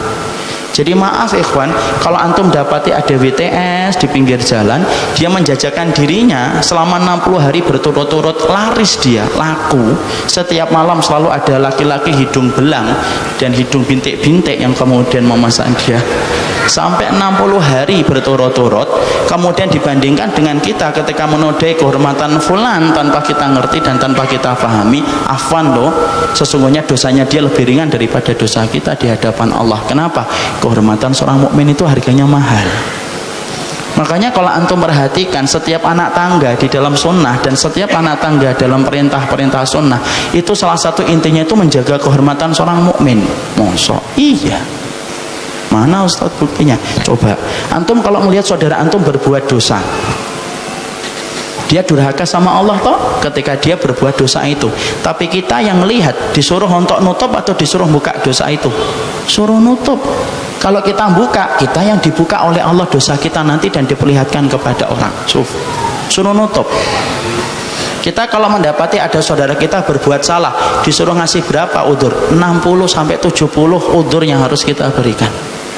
Bahkan sampai ketika kita mati akhi, maka kalau kita pengen dimandikan, orang yang memandikan kita itu syaratnya dua. Satu, alim, dia ngerti bagaimana cara memandikan dengan sunnah. Yang kedua, dia solih. Apa indikator solih Ustadz? Kalau kita akan memandikan orang, orang itu tidak akan menceritakan aib ketika dia memandikan mayit itu. Sampai ketika habis memandikan, dia tidak cerita kemana-mana. Padahal kalau kita pikir-pikir, orang sudah mati kok, tidak butuh kehormatan lagi. Loh, walaupun sudah mati, ana dan antum kalau memandikan ngelihat aibnya, kita disuruh nutup sama syariat ini. Kalau kita menceritakan, walaupun itu benar, saya dan antum yang akan kemudian mendapatkan hisab yang berat di sisi Allah. Padahal dia sudah mati. Kalau yang sudah meninggal saja Allah menutup rapat supaya kemudian kita menjaga kehormatannya, apalagi kemudian ketika masih hidup. Makanya berulang-ulang saya sampaikan, kita ini butuh berapa saksi kalau kemudian kita akan mulai puasa? Butuh satu saksi saja. Ada satu saksi mengatakan saya melihat hilal. Di mana? Di Cakung. Besok puasa. Butuh berapa orang saksi ketika kita akan Idul Fitri? Butuh 2 orang saksi. Ada 2 orang saksi, kami berdua sudah melihat hilal. Di mana? Di Cakung. Besok Idul Fitri. Tapi berapa banyak saksi yang dibutuhkan kalau kita menetapkan fulan ini begini dan fulan itu apa? Fulan ini berzina. Berapa butuh saksi yang kita katakan kalau akan mengatakan fulan itu berzina? 1 saksi kurang, 2 saksi antum yang dicambuk, 3 saksi yang 3-tiganya dicambuk. Berapa saksi Ustaz? 4 orang saksi. Padahal kalau antum perhatikan, bisa nggak nyari 4 orang bareng-bareng ngeliatin orang sedang berzina, bareng-bareng sembari jenggotnya dipegang. Masya Allah ya, Masya Allah ya tekniknya ya. Tidak ada. Padahal mungkin nggak mendatangkan 4 orang saksi, susah akhi. Di situ kita mendapati urusan puasanya kaum muslimin 1 saksi, urusan Idul Fitrinya kaum muslimin 2 saksi, urusan 1 kehormatan kaum muslimin butuh 4. Lu kita apa tidak tahu toh betapa hormatnya Allah itu menjaga kehormatan, betapa Allah itu menghormati kehormatan seorang yang beriman. Makanya orang yang kemudian mereka berakhlak yang pertama itu apa? Kaful adza. Dia mencegah dirinya untuk tidak mendolimi karena dia paham kehormatan seorang mukmin itu harganya mahal, betul. Makanya sampai Nabi beliau bersabda, maka sesungguhnya kalian yang mempunyai hutang kepada saya ataupun saya pernah pukul, tolong kisos diri saya sebelum kemudian nanti ditegakkan 1 hari tidak bermanfaat harta dan tidak bermanfaat anak. Nabi saking takutnya kepada kezaliman meminta para sahabatnya, kalau ada di antara sahabat yang pernah didolimin sama beliau minta ayo tegakkan kepada saya sebelum nanti di hari kiamat itu kemudian tidak ada lagi yang bisa menebusnya kecuali harus mengorbankan amal. Makanya sampai dosa itu kan dibagi oleh Allah. Ada hakullah, ada hakul adami. Hakullah bisa ditebus dengan taubatan nasuha, insya Allah selama sungguh-sungguh Allah terima taubatnya. Hakullah itu contohnya apa Ustaz? Antum pernah membunuh, antum kemudian antum pernah ninggalin sholat, antum ninggalin puasa, itu hakullah, antum cukup taubatan nasuha, insya Allah Allah terima taubat itu. Tapi kalau hakul adami, kalau haknya, kalau dosa yang kita lakukan berkaitan tentang manusia, ikhwan, harganya mahal. Allah tidak akan pernah menerima taubat kita sampai kita minta keridhaan dari orang yang kita renggut haknya dia. Ketika dalam kehidupan kita kembalikan, baru kemudian diterima taubatnya. Makanya sampai gibah saja yang paling ringan dari masalah kehormatan itu gibah. Gibah saja Imam Nawawi mengatakan gibahnya kita itu tidak akan diterima taubatnya sampai dua. Satu, antum meminta maaf sama orang yang antum gibahin itu. Kenapa? Karena ketika kita gibahin dia, berarti dia menjadi mayat di antara kita, karena dia tidak bisa membela diri. Kalau antum dan saya tidak bisa untuk meminta maaf karena mungkin antum tidak kuasa berhadapan dia langsung, yang kedua, antum harus menyebutkan kebaikan di tempat antum menjatuhkan kehormatan dia. Itu baru gibah yang paling kecil. Makanya kita harus paham. Makanya yang dinamakan akhlak kita apa? Kaful adha, jaga supaya kita tidak mendolimi orang. Yang kedua, badrul adha. Badrul adha itu apa? Yaitu adalah sabar ketika kita badrul adha itu gampang untuk menolong. Jadilah orang yang gampang menolong. Jadikan diri kita sebagaimana sungai. Jangan menjadikan diri kita kayak sumur. Sungai itu gampang memberikan manfaat. Sungai itu terbatas ketika memberikan manfaat. Karena apa? Orang yang faham akidah, orang yang faham tauhid, selalu komitmen dalam hidupnya itu apa? Dia selalu menjadikan hidupnya itu sebagaimana sungai dan tidak menjadikan dirinya itu kayak sumur. Antum paham kan? Sumur itu susah diambil manfaatnya. Mau dipakai mancing, tidak bisa. Mau dipakai renang, mentok, ya kan? Mau dipakai BAB, antum dimarahin satu keluarga. Ini orang harus diruqyah anak kita ini. Mosok BAB di sumur kan gitu, ya kan? Mau ngambil airnya, antum kalau mau ngambil airnya susah, akhi, harus pakai timba. Kalau tidak punya timba pakai pompa. Tidak punya timba, tidak punya pompa, sudah wassalam, antum lihat aja air itu tidak akan pernah naik ke atas menghampiri antum. Itu sumur. Adapun sungai, masya Allah ya, para salaf itu jeli kalau sudah menyampaikan. Sungai itu gampang memberikan manfaat. Ketika diambil manfaatnya, tidak perlu pakai timba, tidak perlu pakai pompa, dipakai renang bisa, dipakai untuk mancing bisa, dipakai nyuci baju silahkan, dicuci baju silahkan, dibuang kotoran saja tidak marah. Itu sungai, dan dia setia mengalirkan kotoran kita ke tempat yang jauh. Tidak usah dibayangin ya. Itu kemudian sungai. Makanya kehidupan akhlak yang kedua yaitu badrul adha, menolong kayak sungai. Dan ingat ikhwan, nanti saya sampaikan besok ya, antum menolong saudara antum satu hari saja itu lebih mulia daripada antum itikaf selama 1 bulan. Mosok? Iya. Mana dalilnya? Rasul bersabda, li'an amsya ma'a akhin li fi hajatin ahabba ilayya min an a'takifa fi masjidi hadza syahran. Rasulullah itu bersabda, aku membantu saudaraku 1 hari itu lebih aku cintai daripada kemudian itikaf di masjidnya Nabi selama 1 bulan. Masya Allah, itikaf di masjidnya Nabi 1 bulan kalah dengan amalan ketika membantu saudara kita selama 1 hari. Jadi maaf akhi, antum punya tetangga, teman antum sakit, antum ngomong ke dia, hari ini Sabtu saya wakafkan deh saya kepada antum 1 hari ini. Antum butuh kacang hijau ngomong, dokter ngomong, butuh ketan hitam ngomong, bubur ayam ngomong, saya antar. 1 hari saja antum nganterin beliau, kemudian atas kebutuhannya, kata Rasulullah, 1 hari antum memberikan khidmah kepada saudara antum itu sebanding dengan 30 hari itikaf di masjidnya Nabi. Padahal kita ngerti kan, itikaf di masjidnya Nabi itu mahal, itikaf di masjidnya Nabi itu berat. Setidaknya berapa itu? 15 juta antum kalau pengen itikaf di masjidnya Nabi. Berat atau tidak berat? Alah, wong antum itikaf 10 hari aja banyak yang belum sempurna kok. Itikaf malam pagi sudah keluar. Itu itikaf yang 10 hari, ini 30 hari. Tapi itulah kehidupan akhlak. Yang kedua. Yang ketiga, apa itu kehidupan akhlak? Yang ketiga itu adalah ihtimalul adha. Kalau didolimin, sabar. Ana dan antum punya Rabb yang hafid, yang maha menjaga. Ana dan antum punya Rabb yang ar-raqib, mengawasi semuanya. Yang membuat kita khawatir itu apa? Makanya sabar ketika didolimin. Maka sesungguhnya itulah kehidupan akhlak. Jadi kehidupan akhlak itu 3. 1, jaga diri supaya tidak mendolimi. 2, yaitu adalah ketika kita gampang menolong layaknya sungai. Yang 3, yaitu adalah bagaimana kita itu sabar ketika didolimi. Dan sabar itu memang berat. Makanya diulang-ulang oleh Allah di dalam Al-Quran 90 kali. Dan tidak ada sesuatu yang paling sabar kecuali Allah. Allah itu paling sabar di atas muka bumi ini dan di atas alam semesta. Allah memberikan rezeki kepada manusia, tapi manusia itu menuduh Allah punya anak, itu termasuk di antara kesabaran Allah. Tetapi Allah tetap memberikan yang menuduh Allah itu punya anak. Allah itu memberikan rezeki dan kesehatan untuk mereka walaupun telah menuduh Allah dengan tuduhan yang sangat berat. Nah, disitulah kita paham. Setelah kita paham tentang akhlak, sekarang kita ingin tahu kenapa akhlak sekarang kok susah tumbuh, Ustaz? Padahal hari ini kita cukup bersyukur bahwasanya majelis taklim itu di mana-mana, majelis ilmu ada di mana-mana.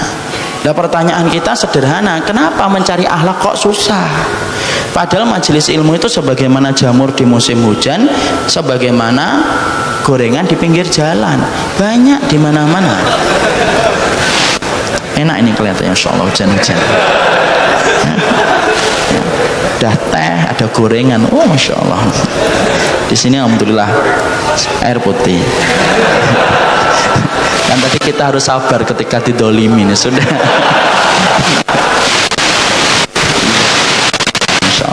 Canda aja. Sekarang kita kemudian kaji, kenapa kemudian kita susah untuk berakhlak, Ustaz? Taklim di mana-mana, tapi susah. Ada orang itu masya Allah hobinya menghujat, namanya indah kalau pakai akun Facebook, tapi gilirannya sudah komentar, masya Allah komentarnya kayak gitu. Ada apa? Kemana larinya ilmu? Padahal hari ini kita sedang giat-giatnya untuk mengikuti Rasul, kita sedang giat-giatnya untuk ngikutin sunnah, tapi kenapa kok kehidupan akhlak kok begitu jauh dari kehidupan ilmu hari ini? Begitu gampangnya orang menghujat orang gitu ya. Ada orang yang kemudian dia masya Allah ya, dia kemudian cuma tamatan SMA tapi bisa menghujat orang yang sudah belajar di Fakultas Syariah bertahun-tahun, bermodal dia taklim sekali dan 2 kali dalam sebulan, kajian kitab, itu pun kitabnya tidak punya, tapi dia bisa menghujat setiap orang gitu loh. Begitu gampangnya dia meremehkan orang, begitu gampangnya mengeluarkan orang dari kebenaran, begitu gampangnya dia mengeluarkan orang dari siratal mustaqim, dan begitu gampangnya sama orang neraka.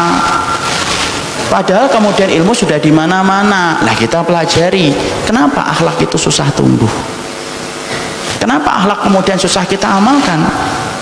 Ini masing-masing kita nuduh diri kita sendiri saja. Kehidupan akhlak ini sekarang kenapa, Ustaz? Lah banyak sebabnya. Kenapa para thalabatul ilmi ini susah untuk menunjukkan akhlak yang baik? Ada banyak sebab yang menunjukkan bahwasanya kita hari ini susah untuk kemudian berakhlak dengan akhlak yang baik. Dan kita akan pelajari apa yang disampaikan oleh Syekh Shalih Al-Munajjid.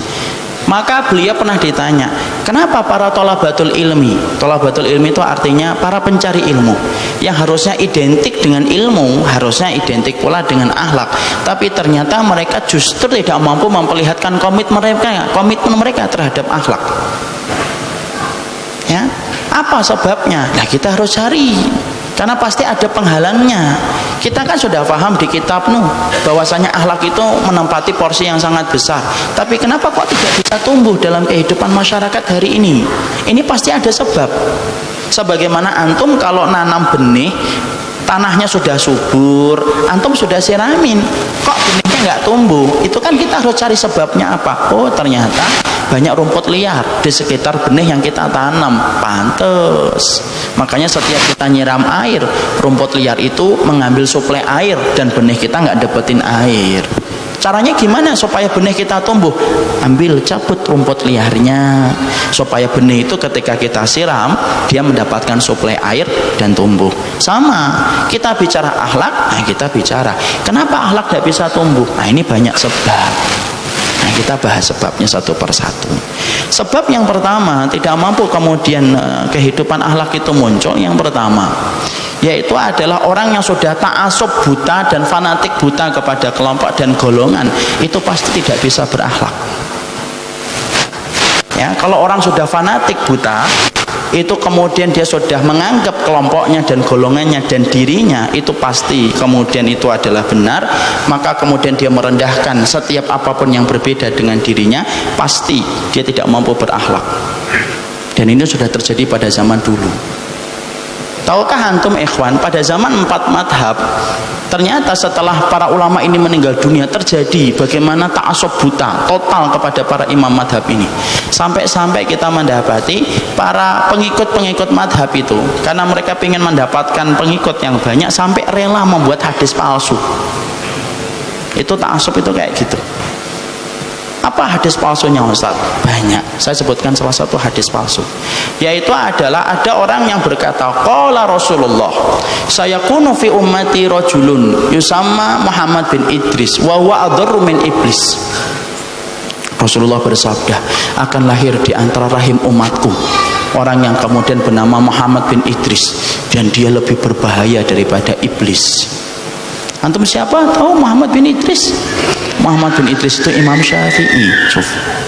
Kenapa? Supaya orang meninggalkan madhabnya Imam Syafi'i. Loh, sampai membuat hadis palsu. Itu kapan? Ketika fanatik buta itu sudah merambah. Makanya akhirnya apa? Menghilangkan akhlak toh. Dia sudah tidak mampu untuk kemudian berakhlak, sampai seorang Imam Syafi'i dituduh lebih berbahaya daripada iblis. Suf, apa ndak kasihan itu? Padahal Imam Syafi'i hafal Al-Quran 7 tahun, akhi. Dan dia diakui oleh para ulama. Imam Malik pun mengakui Imam Syafi'i. Sebelum ketemu Imam Syafi'i sudah hafal kitab Muwatta. Coba. Sudah hafal kitab Muwatta. Antum Iqra 1 aja belum hafal. Ini kitab Muwatta. Kitab Muwatta itu hafal. Makanya Imam Malik ketika akan ditemui Syafi'i itu, ada seorang anak kecil akan nemui dirimu, suruh dia belajar kitab Muwatta dulu, kitabku. Dia sudah hafal. Coba. Imam Syafi'i. Bahkan Imam Syafi'i itu sampai diterangkan, Imam Syafi'i itu kalau ingin menghafalkan sesuatu, ditutupin halaman sebelahnya. Kenapa? Kalau dibuka nanti ngelirik sebentar, apal yang di sebelahnya itu. Masya Allah. Antum tertawa getir ini namanya. Kalau kita itu ngubek-ngubek sampai kucel kertasnya, tidak apal-apal ya. Imam Syafi'i itu ngelirik saja, apal Imam Syafi'i. Coba antum bisa bayangkan gimana keilmuan yang dimiliki oleh Imam Syafi'i. Disitulah kita paham kenapa kok sampai tega membuat hadis palsu kayak gitu ya. Ya karena sudah ta'assub buta. Dan antum tahu sesungguhnya penyakit ta'assub buta itu pertama kali itu siapa? Ta'assub buta itu pertama kali itu yang mulai itu Yahudi, akhi. Lah penyakit itu merambah dan akhirnya merambah kepada kehidupan kaum muslimin. Kenapa? Su'ul khuluq yu'di. Penyakit buruk itu nular. Jadi penyakit buruk itu nular.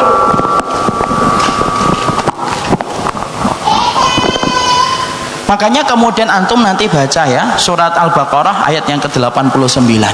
Nanti di rumah dibuka tafsirnya, dibuka plastiknya, dibaca ya. Saya alhamdulillah tidak ada plastiknya, ya tidak beli bukunya, dibuka itu. Allah menyampaikan walamma ja'ahum kitabun minallahi musaddiqul lima ma'ahum wa kanu min qablu yastaftihuna 'alal ladzina kafaru falamma ja'ahum ma arafu kafaru bihi falaknatullahu 'alal kafirin. Antum tahu sebelum orang Yahudi, sebelum Rasulullah itu diutus dalam kehidupan kita, ternyata kemudian kaum yang paling banyak mengharapkan datangnya Nabi itu siapa? Yahudi. Orang Yahudi itu minta sama Allah, yastaftihuna 'alal ladzina kafaru. Mereka minta mbok Nabi itu cepat-cepat diutus ke kita, Muhammad itu. Kok sudah tahu Ustaz? Loh, Muhammad itu sudah diterangkan detail oleh Allah di dalam kitab Taurat dan Injil. Maka kemudian akhirnya apa? Orang-orang Yahudi tahu akan ada nabi penutup yang mana Muhammad. Diterangkan detail namanya, fisiknya. Yang tidak diterangkan cuma Allah itu satu. Nanti lahirnya di arah orang Arab. Itu saja. Orang Yahudi merasa nanti Muhammad itu lahir dari golongan mereka. Kenapa? Mereka itu golongan yang kulturnya itu kulturnya nabi. yastaftihuna 'alal ladina kafaru, supaya mereka menang. Kenapa? Karena orang Yahudi ketika sebelum diutusnya Rasulullah itu terlunta-lunta dan terhina. Dia banyak dilecehkan oleh kaum-kaum orang yang lainnya, kaum-kaum selain mereka. Makanya mereka berkeyakinan nanti kalau Muhammad turun, sudah diutus, pasti membawa mukjizat dan pasti memberikan kemenangan untuk kita. Falamma ja'ahum, ketika betul-betul Muhammad sudah diutus, ma'arafu, ketika mereka tahu bahwasanya Muhammad bukan datang dari golongan mereka, kafaru bihi, mengkufuri mereka. Kenapa langsung ditolak Muhammad? Satu, karena mereka kecewa bahwasanya Muhammad bukan datang dari golongan mereka. Lu kok malah datang dari Arab? Padahal Arab pada saat itu tidak dipandang mulia oleh mereka. Kafaru bihi, mereka mengkufurinya. Laknat Allah bagi orang yang kafir. Di situ kita paham, akhi. Ternyata fanatik buta itu penyakit ini pertama kali dimulai dari orang Yahudi. Makanya mereka nolak apapun yang dikatakan Rasul, bukan karena mereka tidak tahu apa yang dikatakan Nabi itu hak. Mereka tahu yang dikatakan Nabi itu benar, tapi mereka tetap menolaknya karena mereka kecewa bahwasanya Nabi itu bukan datang dari kelompok mereka. Dikufuri, mereka kemudian mengkufurinya. Penyakit ta'assub buta, fanatik buta mulainya dari orang Yahudi, kata Syekh Utsaimin. Kok sekarang bisa merambah kepada kaum muslimin, Ustaz? Su'ul khuluqi yu'ti, penyakit buruk itu nular. Antum ngantuk satu, yang lain ikut ngantuk. Itu penyakit buruk. Sama fanatik buta itu pertama kali munculnya adalah Yahudi, kemudian nular kepada kaum muslimin, dan banyak kaum muslimin itu fanatik buta. Padahal Nabi, pemilik sunnah, hak paten sunnah itu miliknya Rasul, itu tidak pernah beliau tidak pernah kemudian fanatik buta. Mana Ustaz dalilnya kalau Nabi tidak pernah fanatik buta? Antum pengen dalil? Saya kasih 3. Semuanya riwayat Muslim. Dalil yang pertama, antum dapati bagaimana kemudian Rasulullah pernah mendatangi Aisyah ketika Aisyah sedang kemudian didatangi tamu 2 wanita Yahudi tua yang datang kepada Aisyah. Lah 2 wanita Yahudi itu ngomong, "Ya Aisyah tuh, innal mayyita yu'adzabuna fi kuburihim." Hei Aisyah, kamu tahu ada 2 wanita, ada orang itu nanti diadab di kuburnya disebabkan amal-amal mereka. Aisyah tahu yang mengucapkan itu 2 wanita Yahudi, 2 wanita Yahudi. Dia tidak suka mendengarkan itu. Nampak di wajahnya rasa tidak suka. 2 wanita itu tahu Aisyah tidak suka dengan omongan mereka, minta izin pulang. Ketika mereka keluar dari rumahnya Aisyah, kelihatan sama Rasul. Rasul kemudian melihatnya dan Rasulullah berkata, yang diomongkan 2 orang itu apa wahai Aisyah? Ya Rasulullah, 2 orang itu ngomong bahwasanya mayat itu nanti diadab di dalam kuburan mereka. Kok ngomong gitu orang Yahudi? Lihat Rasulullah, Nabi mengatakan apa? Shadaqata, mereka benar wahai Aisyah. Memang ada orang yang nanti diadab di dalam kuburnya berdasarkan amalan-amalan tertentu penyebab adab kubur. Kalau Nabi itu fanatik buta, Nabi tidak akan terima itu, walaupun Nabi tidak akan terima ketika yang mengatakan itu Yahudi. Tapi Nabi menerimanya selama itu tidak bertentangan dengan kitabullah dan kebenaran yang Allah ajarkan kepada Nabi. Dalil yang kedua yaitu adalah ketika Rasulullah itu pernah sedang bersama para sahabat didatangin oleh orang Yahudi. Lah orang Yahudi itu ngomong, "Innakum tusyrikuna billahi Muhammad." Kalian itu berbuat syirik. Syiriknya kalian itu 2. 1, kalian itu suka mengatakan Masya Allah summa Masya Allah wa syi'ta, terserah Allah dan terserah kamu, itu syirik Muhammad. Yang kedua, kalian itu suka mengatakan demi Ka'bah. Masya Allah ya, Yahudi itu ngerti kesyirikan orang lain tapi tidak sadar kesyirikan diri sendiri. Makanya kadang-kadang kita bisa ngomong ya, orang itu kalau ngomong sesat bisa jadi dia sendiri yang sesat tanpa disadari. Lah orang ini ngomong, kamu itu syirik Muhammad. Syiriknya itu 1, sahabatmu itu suka ngomong Masya Allah wa syi'ta, terserah Allah dan terserah kamu. Itu boleh atau tidak boleh? Tidak boleh. Kenapa? Kita menyamakan kehendak Allah dengan kehendaknya makhluk sama. Tidak boleh lah. Nabi ternyata apakah menolak perkataan dari Yahudi itu? Tidak, Nabi nerima. Diterima oleh Nabi. Nabi kemudian mengatakan ke sahabatnya, mulai sekarang kalau kalian ngomong terserah, jangan ngomong terserah Allah dan terserah kalian. Karena kata dan itu menyamakan, itu wawul atof. Wawul atof itu menyamakan sebelum dan sesudahnya. Insyaallah. Jadi tidak boleh. Yang boleh pakai apa? Pakai summa. Kenapa? Summa itu artinya adalah yang pertama istinafiyah itu lebih tinggi daripada yang kedua. Makanya kalau kita ditanya, gimana Pak? Terserah Allah kemudian terserah antum. Ah, itu yang benar. Nabi menerima atau tidak? Menerima. Kemudian Nabi menerima yang kedua, para sahabat ngomong demi Ka'bah. Nabi mengatakan jangan ngomong demi Ka'bah, tidak boleh. Benar Yahudi itu. Yang kalian harus ucapkan demi Rabbnya Ka'bah. Masya Allah. Ternyata Nabi tidak fanatik. Ketika apa yang disampaikan itu benar dan tidak berselisih dengan kitabullah dan sunnah, diterima ikhwan. Coba kalau orang fanatik buta ikhwan. Orang kalau fanatik buta, apapun yang diomongin orang, kalau dia sudah benci, apapun itu yang benar tidak ada harganya. Kalaupun salah, diubek-ubek itu yang salah. Kalau yang benar tidak ada kemudian harganya. Dan itu pun tidak diterima sama dia. Kenapa? Fanatik buta. Dalil yang ketiga Rasulullah itu tidak fanatik adalah ketika Nabi mendapati Abu Hurairah ketika menjaga Baitul Mal, ada maling ditangkap, malingnya berontak ketika akan dibawa kepada Rasul.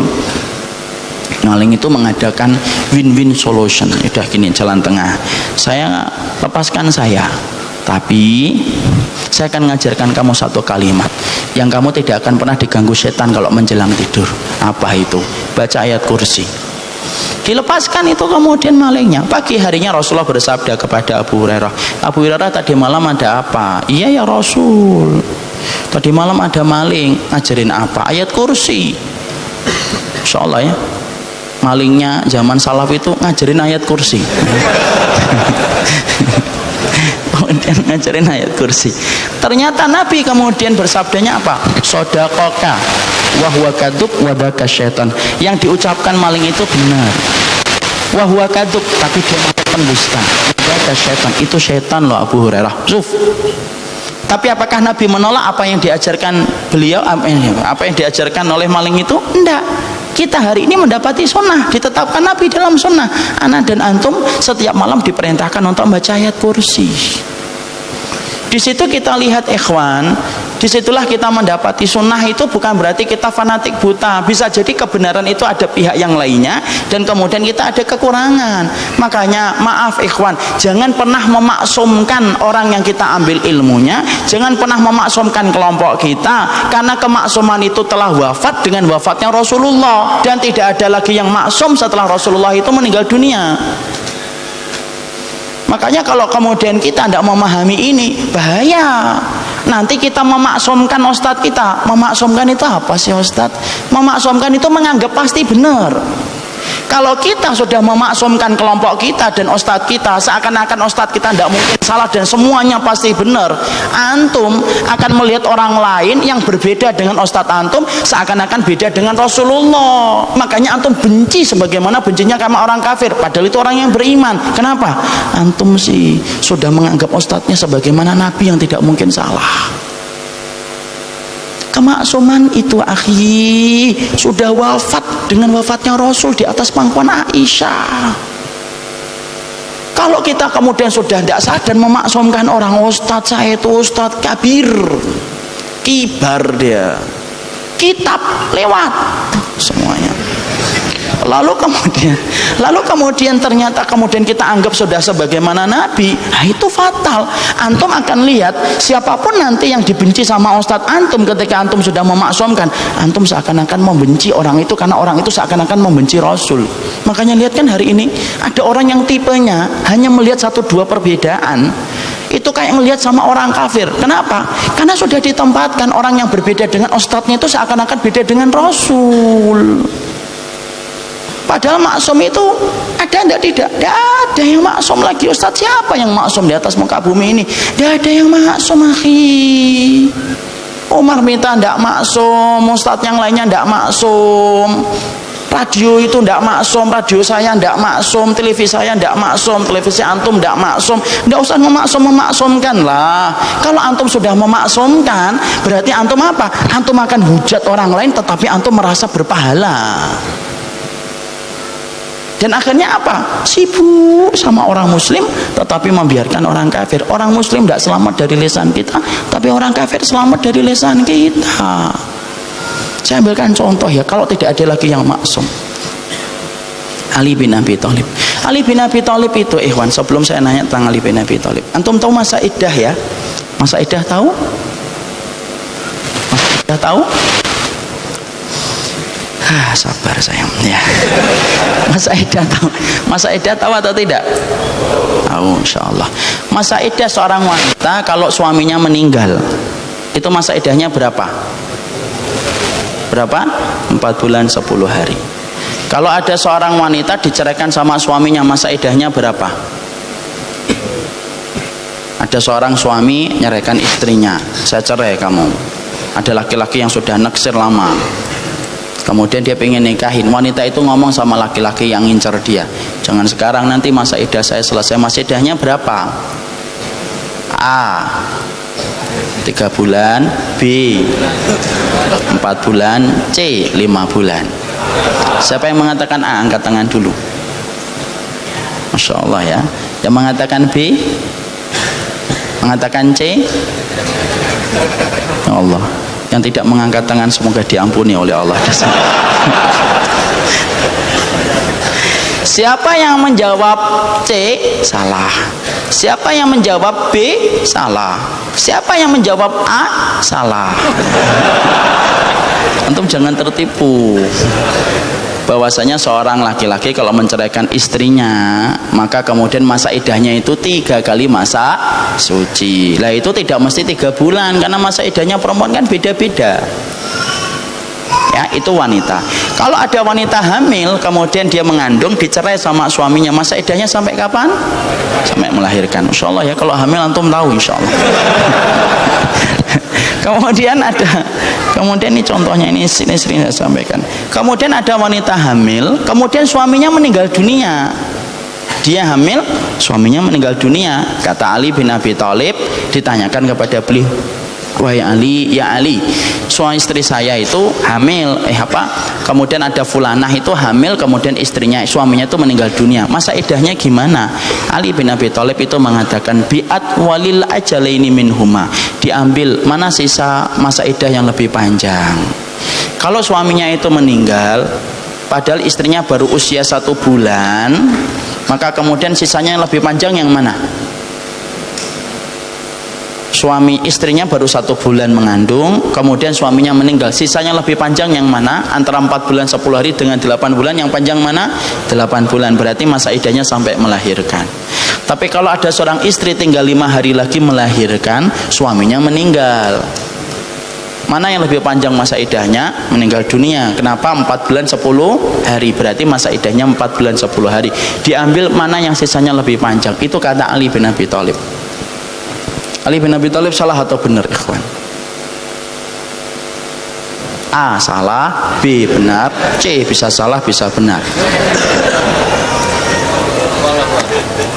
Wallahu a'lam, gak jawaban. Siapa yang mengatakan salah? Angkat tangan. Antum mengatakan salah? Salah. Insyaallah ya.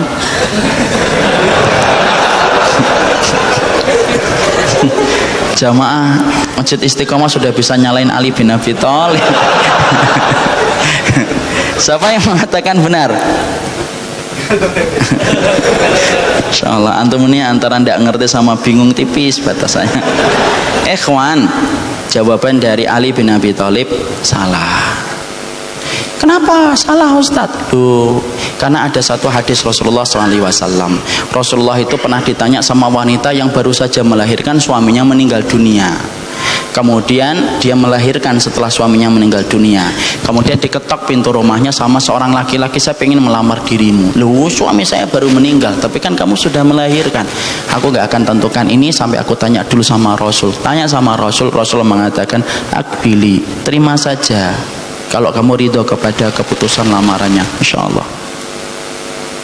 Ya Rasulullah, suami saya baru meninggal. Tidak apa-apa, masa iddahmu itu melahirkan, bukan masa iddah ketika suamimu itu meninggal. Ali, Rasul. Yang kita ikutin Rasul atau Ali? Rasul. Padahal sahabat Ali penduduk surga atau tidak? Penduduk surga. Kita cinta sama beliau? Cinta. Sahabat Ali keutamanya apa Ustaz? Masya Allah, orang yang dicintai oleh Allah. Bahkan Rasulullah pernah memberikan royah. Royah itu bendera pada Khaibar, diberikan kepada sahabat Ali bin Abi Thalib. Orang yang dipilih Nabi menjadi menantu untuk putri yang paling beliau cintai, Fatimah radhiyallahu anha. Sahabat besar atau sahabat kecil? Sahabat besar. Yang boleh mencela Ali. Siapapun yang mencela Ali berhadapan dengan anak dan antum semuanya insya Allah. Kenapa? Sahabat Ali sahabat besar. Kesalahan Ali wajar, karena para sahabat itu maksum secara keseluruhan, secara manhaj keseluruhan. Tapi para sahabat itu tidak ada yang maksum.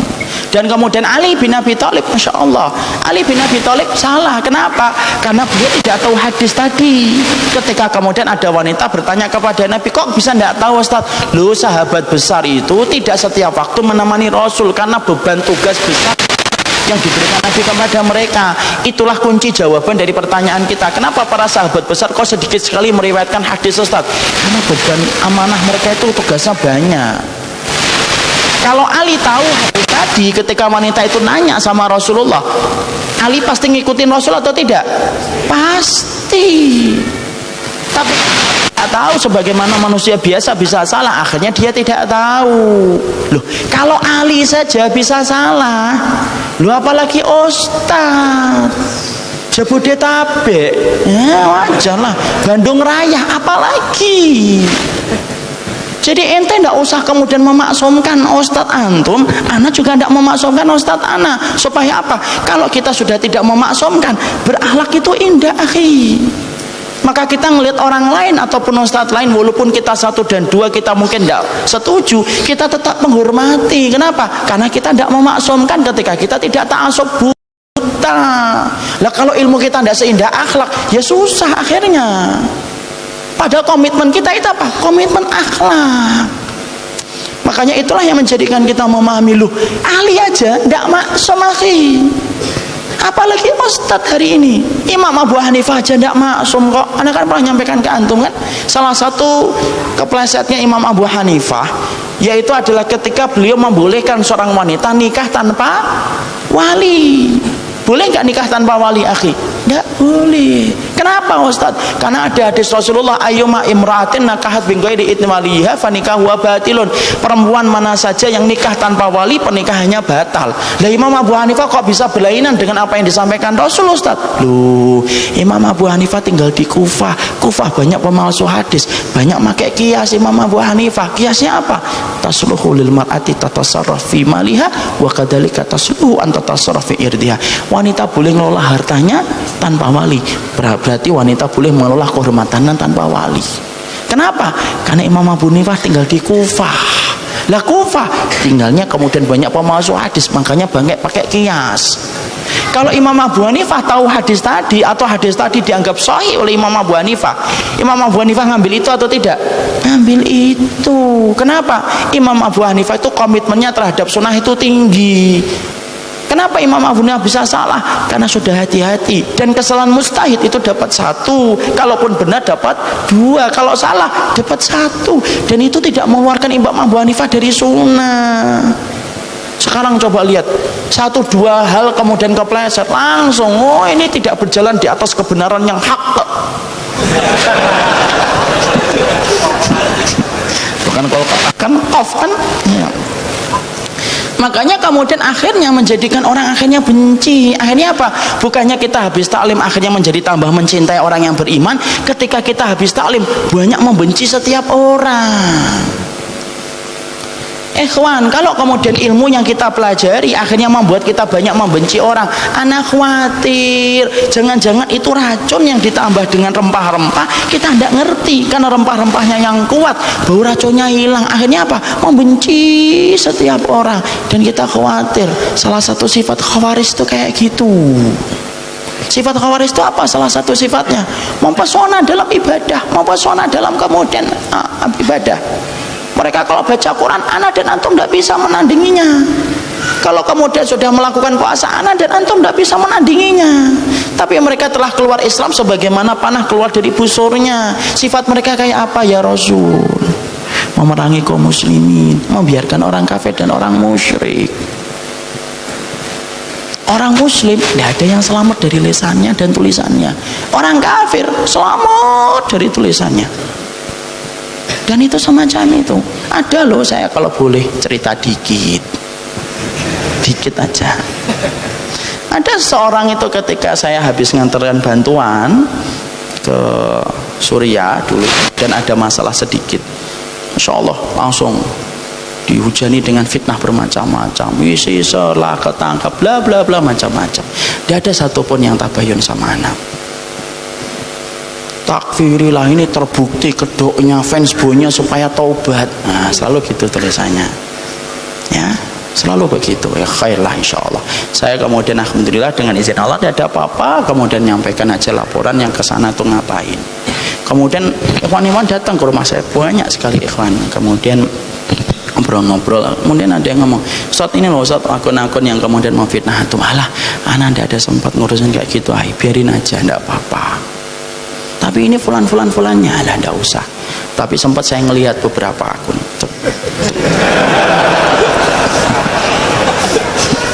Satu dua saya lihat, tapi ya saya nggak ngendendam, enggak, kan saya nggak pernah nulis balik juga, nggak, sudah nggak apa-apa.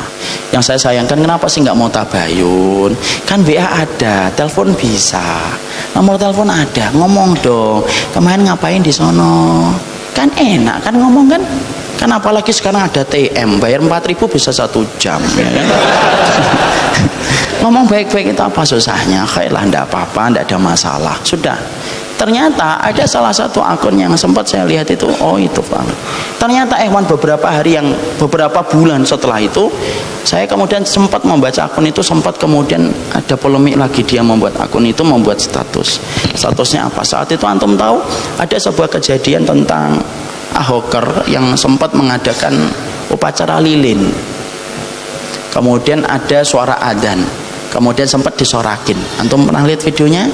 Sampai itu sempat kemudian ada polemik, apakah itu menyoraki adzan ataukah karena ada drone. Katanya panitianya itu drone, nyorakin drone, bukan nyorakin adzan. Oke lah, khair, saya juga tidak kemudian masuk ke dalam masalah itu. Yang unik adalah akun itu bisa ngatain itu, di dalam akunnya itu ngomongin gini, Masya Allah, kita tidak boleh menghakimi secara langsung, walaupun mereka orang kafir, kita harus adil, harus ada yang tabayun ke panitianya. Ikhwan ini sudah tabayun belum ke panitianya? Karena mereka walaupun orang kafir tetap mendapatkan kewajiban. Saya mikir, kenapa ketika saya dulu saya tidak mendapatkan itu?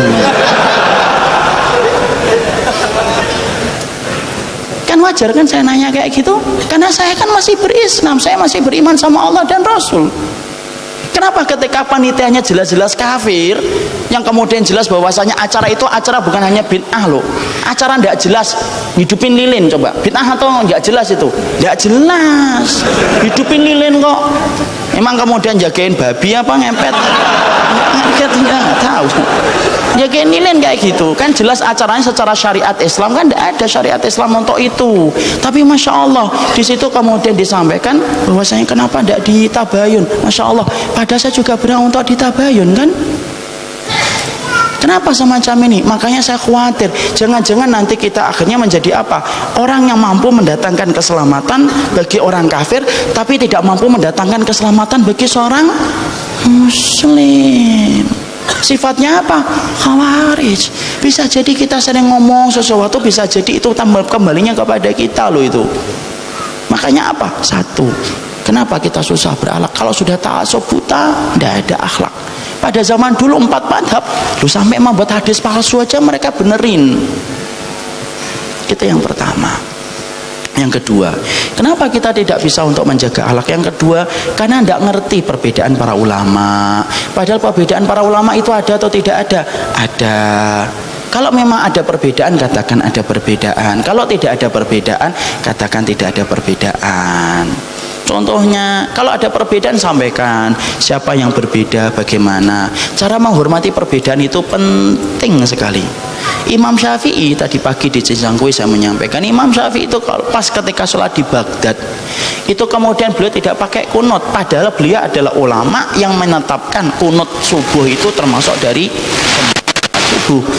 Tapi Masya Allah, kata Imam Syafi'i ketika ketika di Baghdad, maka beliau itu tidak kemudian sholat memakai kunut. Ketika ditanyakan kepadanya kenapa, karena menghormati pendapatnya Imam Abu Hanifah, padahal Imam Abu Hanifah sudah meninggal dunia. Imam Syafi'i, ulama salaf atau tidak? Kan antum tahu ulama salafus salih itu Imam Syafi'i. Ya, ada orang yang pernah ngomong sama saya tidak ngikutin Imam Syafi'i, saya mengikutin salaf. Lu Imam Syafi'i itu salaf. Kok dikatakan nggak salah? Imam Syafi'i itu generasi tabi'ut tabi'in, min sigari tabi'in, itu Imam Syafi'i. Ya, maka kemudian di situ kita mendapat falamma raja'u, ketika pulang melaporkan kepada Nabi dan Nabi diam. Ingat ikhwan, lihat ikhwan, hadisnya satu, sama memahaminya dua. Yang benar yang sholat di perjalanan pada waktu sholat asar, atau yang lebih benar itu yang sholat di Bani Quraidah di waktu malam? Yang lebih benar yang pertama. Kenapa? Karena satu, sesuai dengan surat An-Nisa, inna sholata kanat alal mu'minina kitaban mauquta. Itu yang pertama. Yang kedua, karena perintahnya Nabi itu maksudnya cepat ya jalannya, asar sudah sampai di Bani Quraidah. Hadisnya satu, mahaminya berapa? Dua. Antum tahu nggak wanita yang tertalak itu, kalau tadi saya mengatakan 3 kali masa suci itu belum kesepakatan, itu khilaf. Sebagian ulama mengatakan 3 kali masa haid. Kenapa? Antum kalau buka kata kuruk di dalam kamus, kuruk itu maknanya dua. Kuruk maknanya suci dan kuruk itu maknanya haid. Lu kok bisa dua? Lu memang begitu. Masya Allah. Ternyata banyak dalil satu kemudian dua. Contoh lagi, antum ketika habis ruko ada yang sedekap, ada yang lurus. Yang sedekap qobet, yang lurus namanya irsal. Ternyata dalilnya satu, kembali ke posisi awal. Lah, kembali ke posisi awal itu para ulama beda. Ada yang mengatakan posisi awal sebelum sholat, ada yang mengatakan posisi awal sebelum ruko. Dalilnya satu, memahaminya berapa? Dua. Makanya kalau kita paham perbedaan, kita akan menghormati. Ada teman antum menggerak-gerakkan, antum tidak menggerakkan, ya sudah, tidak usah ngeliatin yang menggerak-gerakkan. Antum melihat miliknya antum saja. Ada bapak-bapak di dalam ngomong, saya tuh tidak khusyuk Ustaz kalau di samping saya menggerak-gerakkan. Nah saya ngomong, lah ngapain bapak ngeliatin? Batal, antum batal ikhwan. Jangan ngeliatin lah, dan tidak usah dipegang. Tidak usah juga. Itu ada perbedaan para ulama, itu ada dalilnya. Sebagaimana yang begini ada dalilnya, begini-begini ada dalilnya. Silakan pendapat yang paling kuat menurut antum ambil. Dan kita merasa benar nggak? Merasa benar. Tapi ketika saya dan antum merasa benar, jangan merendahkan pendapat yang berbeda dengan kita. Kenapa? Kita ingat Imam Syafi'i ngomong, qauluka khata' yahtamilu shawab, qauli shawab yahtamilul khata'. Perkataan saya itu benar, saya menganggap itu benar, tapi bisa jadi ada kemungkinan salah. Perkataanmu menurut saya salah, tapi bisa jadi benar. Itu Imam Syafi'i loh, hormatnya sama orang itu kayak gitu, ya kan? Jadi enak kita. Makanya kemudian perbedaan para ulama itu contohnya kayak gitu. Ada lagi kadang-kadang cara memahami hadis itu beda para ulama itu. Kadang-kadang hadisnya menetapkan standar hadisnya beda. Kayak Imam Malik itu membid'ahkan kemudian orang yang membaca iftitah ketika sebelum Fatihah. Kenapa? Karena dalilnya iftitah itu kemudian tidak kemudian diambil oleh Malik. Padahal ada dalil dari Abu Hurairah. Abu Hurairah nanya sama Imam Rasul, yang kamu baca setelah takbir apa ya Rasul? Kemudian Nabi menyebutkan iftitahnya. Coba kalau kita paham perbedaan itu enak atau tidak enak? Enak akhi. Perbedaan ulama itu ada atau tidak? Ada. Wong malaikat aja pernah berbeda pendapat kok. Mana? Loh, ketika ada nyawa, ada pembunuh 100 nyawa yang meninggal dunia, kan yang turun siapa? Malaikatul rahmah dan malaikatul adab. Malaikatul rahmah turun, malaikatul adab turun. Malaikatul rahmah merasa berhak mengambil ruhnya. Kenapa? Orang ini sudah taubat. Malaikatul adab ngomong, enggak, saya lebih berhak, dia belum sampai ke kampung orang yang solih. Kalau kita tidak paham perbedaan akhirnya kemana-mana. Akhirnya kita apa? Akan memakai kacamata hitam setiap kita melihat orang lain. Kita melihat orang lain itu hitam semuanya, hitam semuanya. Padahal orang yang dia tunjuk putih. Kenapa dia bisa ngomong hitam? Karena kacamatanya sudah hitam. Tapi ketika melihat kepada kelompoknya, diganti kacamata hitam itu diganti dengan kacamata bening. Kalau melihat kelompoknya putih semuanya walaupun hitam legam. Kenapa? Karena sudah putih memandangnya. Loh kalau kayak gitu ya rusak akhirnya. Sedikit perbedaan kemudian akhirnya disikapi dengan sikap mengeluarkan dari kebenaran. Orang akhi kalau membangun manhajnya sebagaimana dia membangun sebagaimana api untuk melahap setiap waktu, setiap apapun yang ada di hadapannya, pastikan ikhwan, kalau orang itu membangun ilmunya sebagaimana api ketika membakar setiap apapun benda yang di hadapannya, ketika benda sudah tidak ada yang dibakar, pasti akan membakar satu dengan yang lainnya. Karena perbedaan itu ada. Saya dengan misalkan sebutlah salah satu ustaz yang saya hormati, ustaz misalkan Hakim, apakah tidak ada perbedaan? Adalah 1, 2, 3 mungkin ada yang berbeda dengan beliau, mungkin ada. Tapi apakah kemudian saya boleh untuk ngeluarin beliau dari kebenaran dan boleh beliau untuk ngeluarin saya dari kebenaran? Enggak, saya tetap bisa bersaudara. Kenapa? Perbedaan itu tidak selamanya menjadi perselisihan dan pertikaian kalau disikapi dengan cara yang ma'ruf. Contoh lagi nih, kadang-kadang perbedaan itu kenapa? Kadang-kadang perbedaan itu cara memahami dalilnya itu madhabnya sudah beda. Ini contoh yang sering saya pakai ini. Antum kalau saya tanya, memegang kemaluan itu batal atau tidak batal? Diem. Memegang kemaluan batal atau tidak batal? Batal atau tidak batal? Batal antum. Bapak bilang nanti tergantung niat antum apaan kalau megang ngawur aja, tergantung niat. Allah berilah saya kesabaran ngajar di sini ya. Antum tadi siapa yang ngomong tergantung niat? Antum ya? Berdiri aja enggak apa-apa. Enggak, saya marahin insyaallah. Nama antum siapa, Ahi? Apa? Ambar. Okay. Memegang kemaluan batal atau tidak batal? Selain dari memegang niat, jawaban yang lain yang lebih baik. Batal. Yakin? Benar. Memegang kemaluan batal? Batal ya? Oke. Dengarkan hadis Rasulullah. Jangan duduk dulu. Selesai duduk aja. Rasulullah bersabda, man masadaqarahu, ya Rasulullah kaifa rajulun masadaqarahu, hal yatawadda halil yungkidul wudu, ya Rasulullah bagaimana seseorang yang memegang kemaluannya, batal atau tidak wudunya ya Rasulullah? Nabi mengatakan, la innama huwa bid'atun minka, ndak, memegang kemaluan itu kayak memegang bagian tubuhmu yang lain, kayak memegang pipi, memegang bahu, jadi tidak batal. Hadisnya sahih.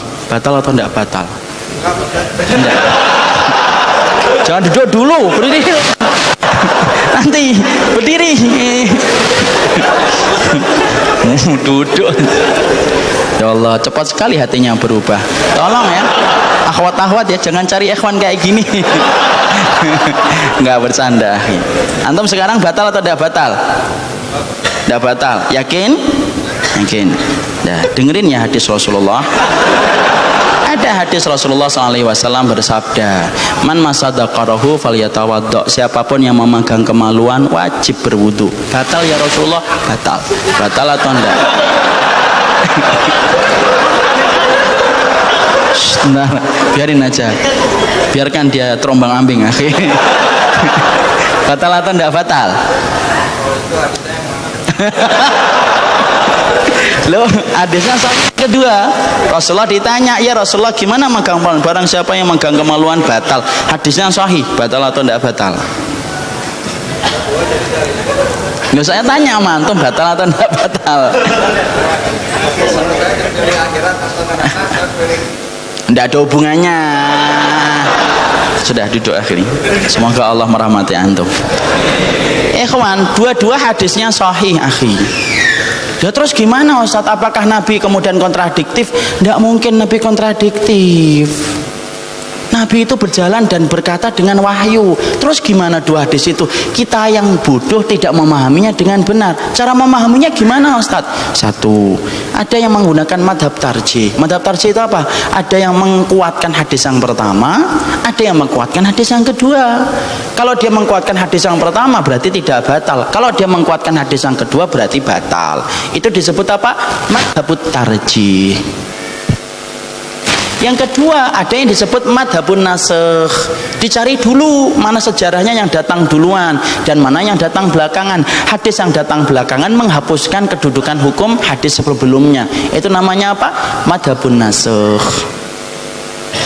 Tapi ada yang ketiga, madhabul jama'. Madhabul jama' itu apa? Dikompar, dikumpulin. Setelah dikompar dan dikumpulin, baru kemudian dicari titik tengahnya gimana. Salah satunya siapa? Para ulama. Salah satunya Imam Malik. Lah menggabungkan dua ini, ini saya termasuk yang ketiga, madhabul jama'. Oh begitu. Berarti kalau kemudian antum memegang kemaluan, kalau ini akan syahwat, niatannya mungkin gatel, memperbaiki posisi, maka itu kemudian memakai hadis yang tidak membatalkan. Tapi kalau kita memegang kemaluan kemudian dengan syahwat, berarti itu kemudian memakai hadis yang membatalkan. Ada berapa madhab? 3. 1 hukum, 3. Nggak paham, antum akan nyesatin orang. Antum tidak ngerti, antum nyasatin orang. Makanya kalau antum ikhwan, jangan rebutan jadi mufti. Hari ini tuh orang pengen jadi mufti semuanya, ya kan? Kadang-kadang tobat gitu ya, kemudian baru ngaji sebentar sudah nyebar fatwa kemana-mana.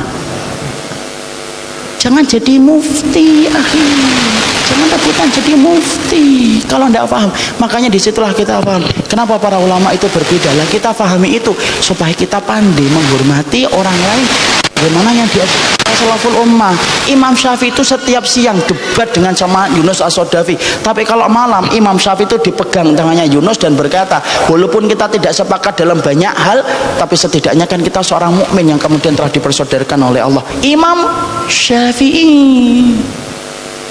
Itu yang hilang dalam kehidupan kita bertolabul ilmi hari ini. Antum strek membahas tentang satu ilmu, antum tidak pahami tentang perbedaan bagaimana para ulama berbeda pendapat. Antum cuma dapat satu corong, kemudian antum menutup telinga dari yang lainnya. Pantes kalau akhirnya antum sikapi setiap orang itu kayak orang kafir. Yang tidak antum sikapi orang kafir cuma antum dan golongan antum. Dan itu yang bahaya. Nodai kehormatan orang dianggap menjadi kebaikan, menghujat orang dianggap membela kebenaran. Akhirnya apa? Hilang kehidupan akhlak. Dan masih banyak yang lainnya. Tapi ya sudah jam 9 kurang 1/4. Ini sebenarnya masih panjang ikhwan. Tapi ya salah satu bentuk akhlak dalam mencari ilmu itu jangan terlalu panjang. Karena kemudian nanti banyak mandorotnya. Jadi kita cukupkan kajian apa yang kita bahas dalam kesempatan yang mulia hari ini. Semoga Allah memberikan keberkahan dan semoga Allah memberikan kepada sikap akhlak yang baik. Ingat ikhwan, apa yang kita jabarkan tadi bukan untuk nuduh orang lain. Jadi jangan sampai nanti antum setelah di sini, materi ini harusnya dia denger. Nggak usah gitu. Materi ini untuk diri kita sendiri. Menuduh orang lain itu lebih baik, itu lebih afdal. Hormatin orang yang menghormati Allah dan Rasulnya. Barakallahu fikum. Ini yang dapat saya sampaikan.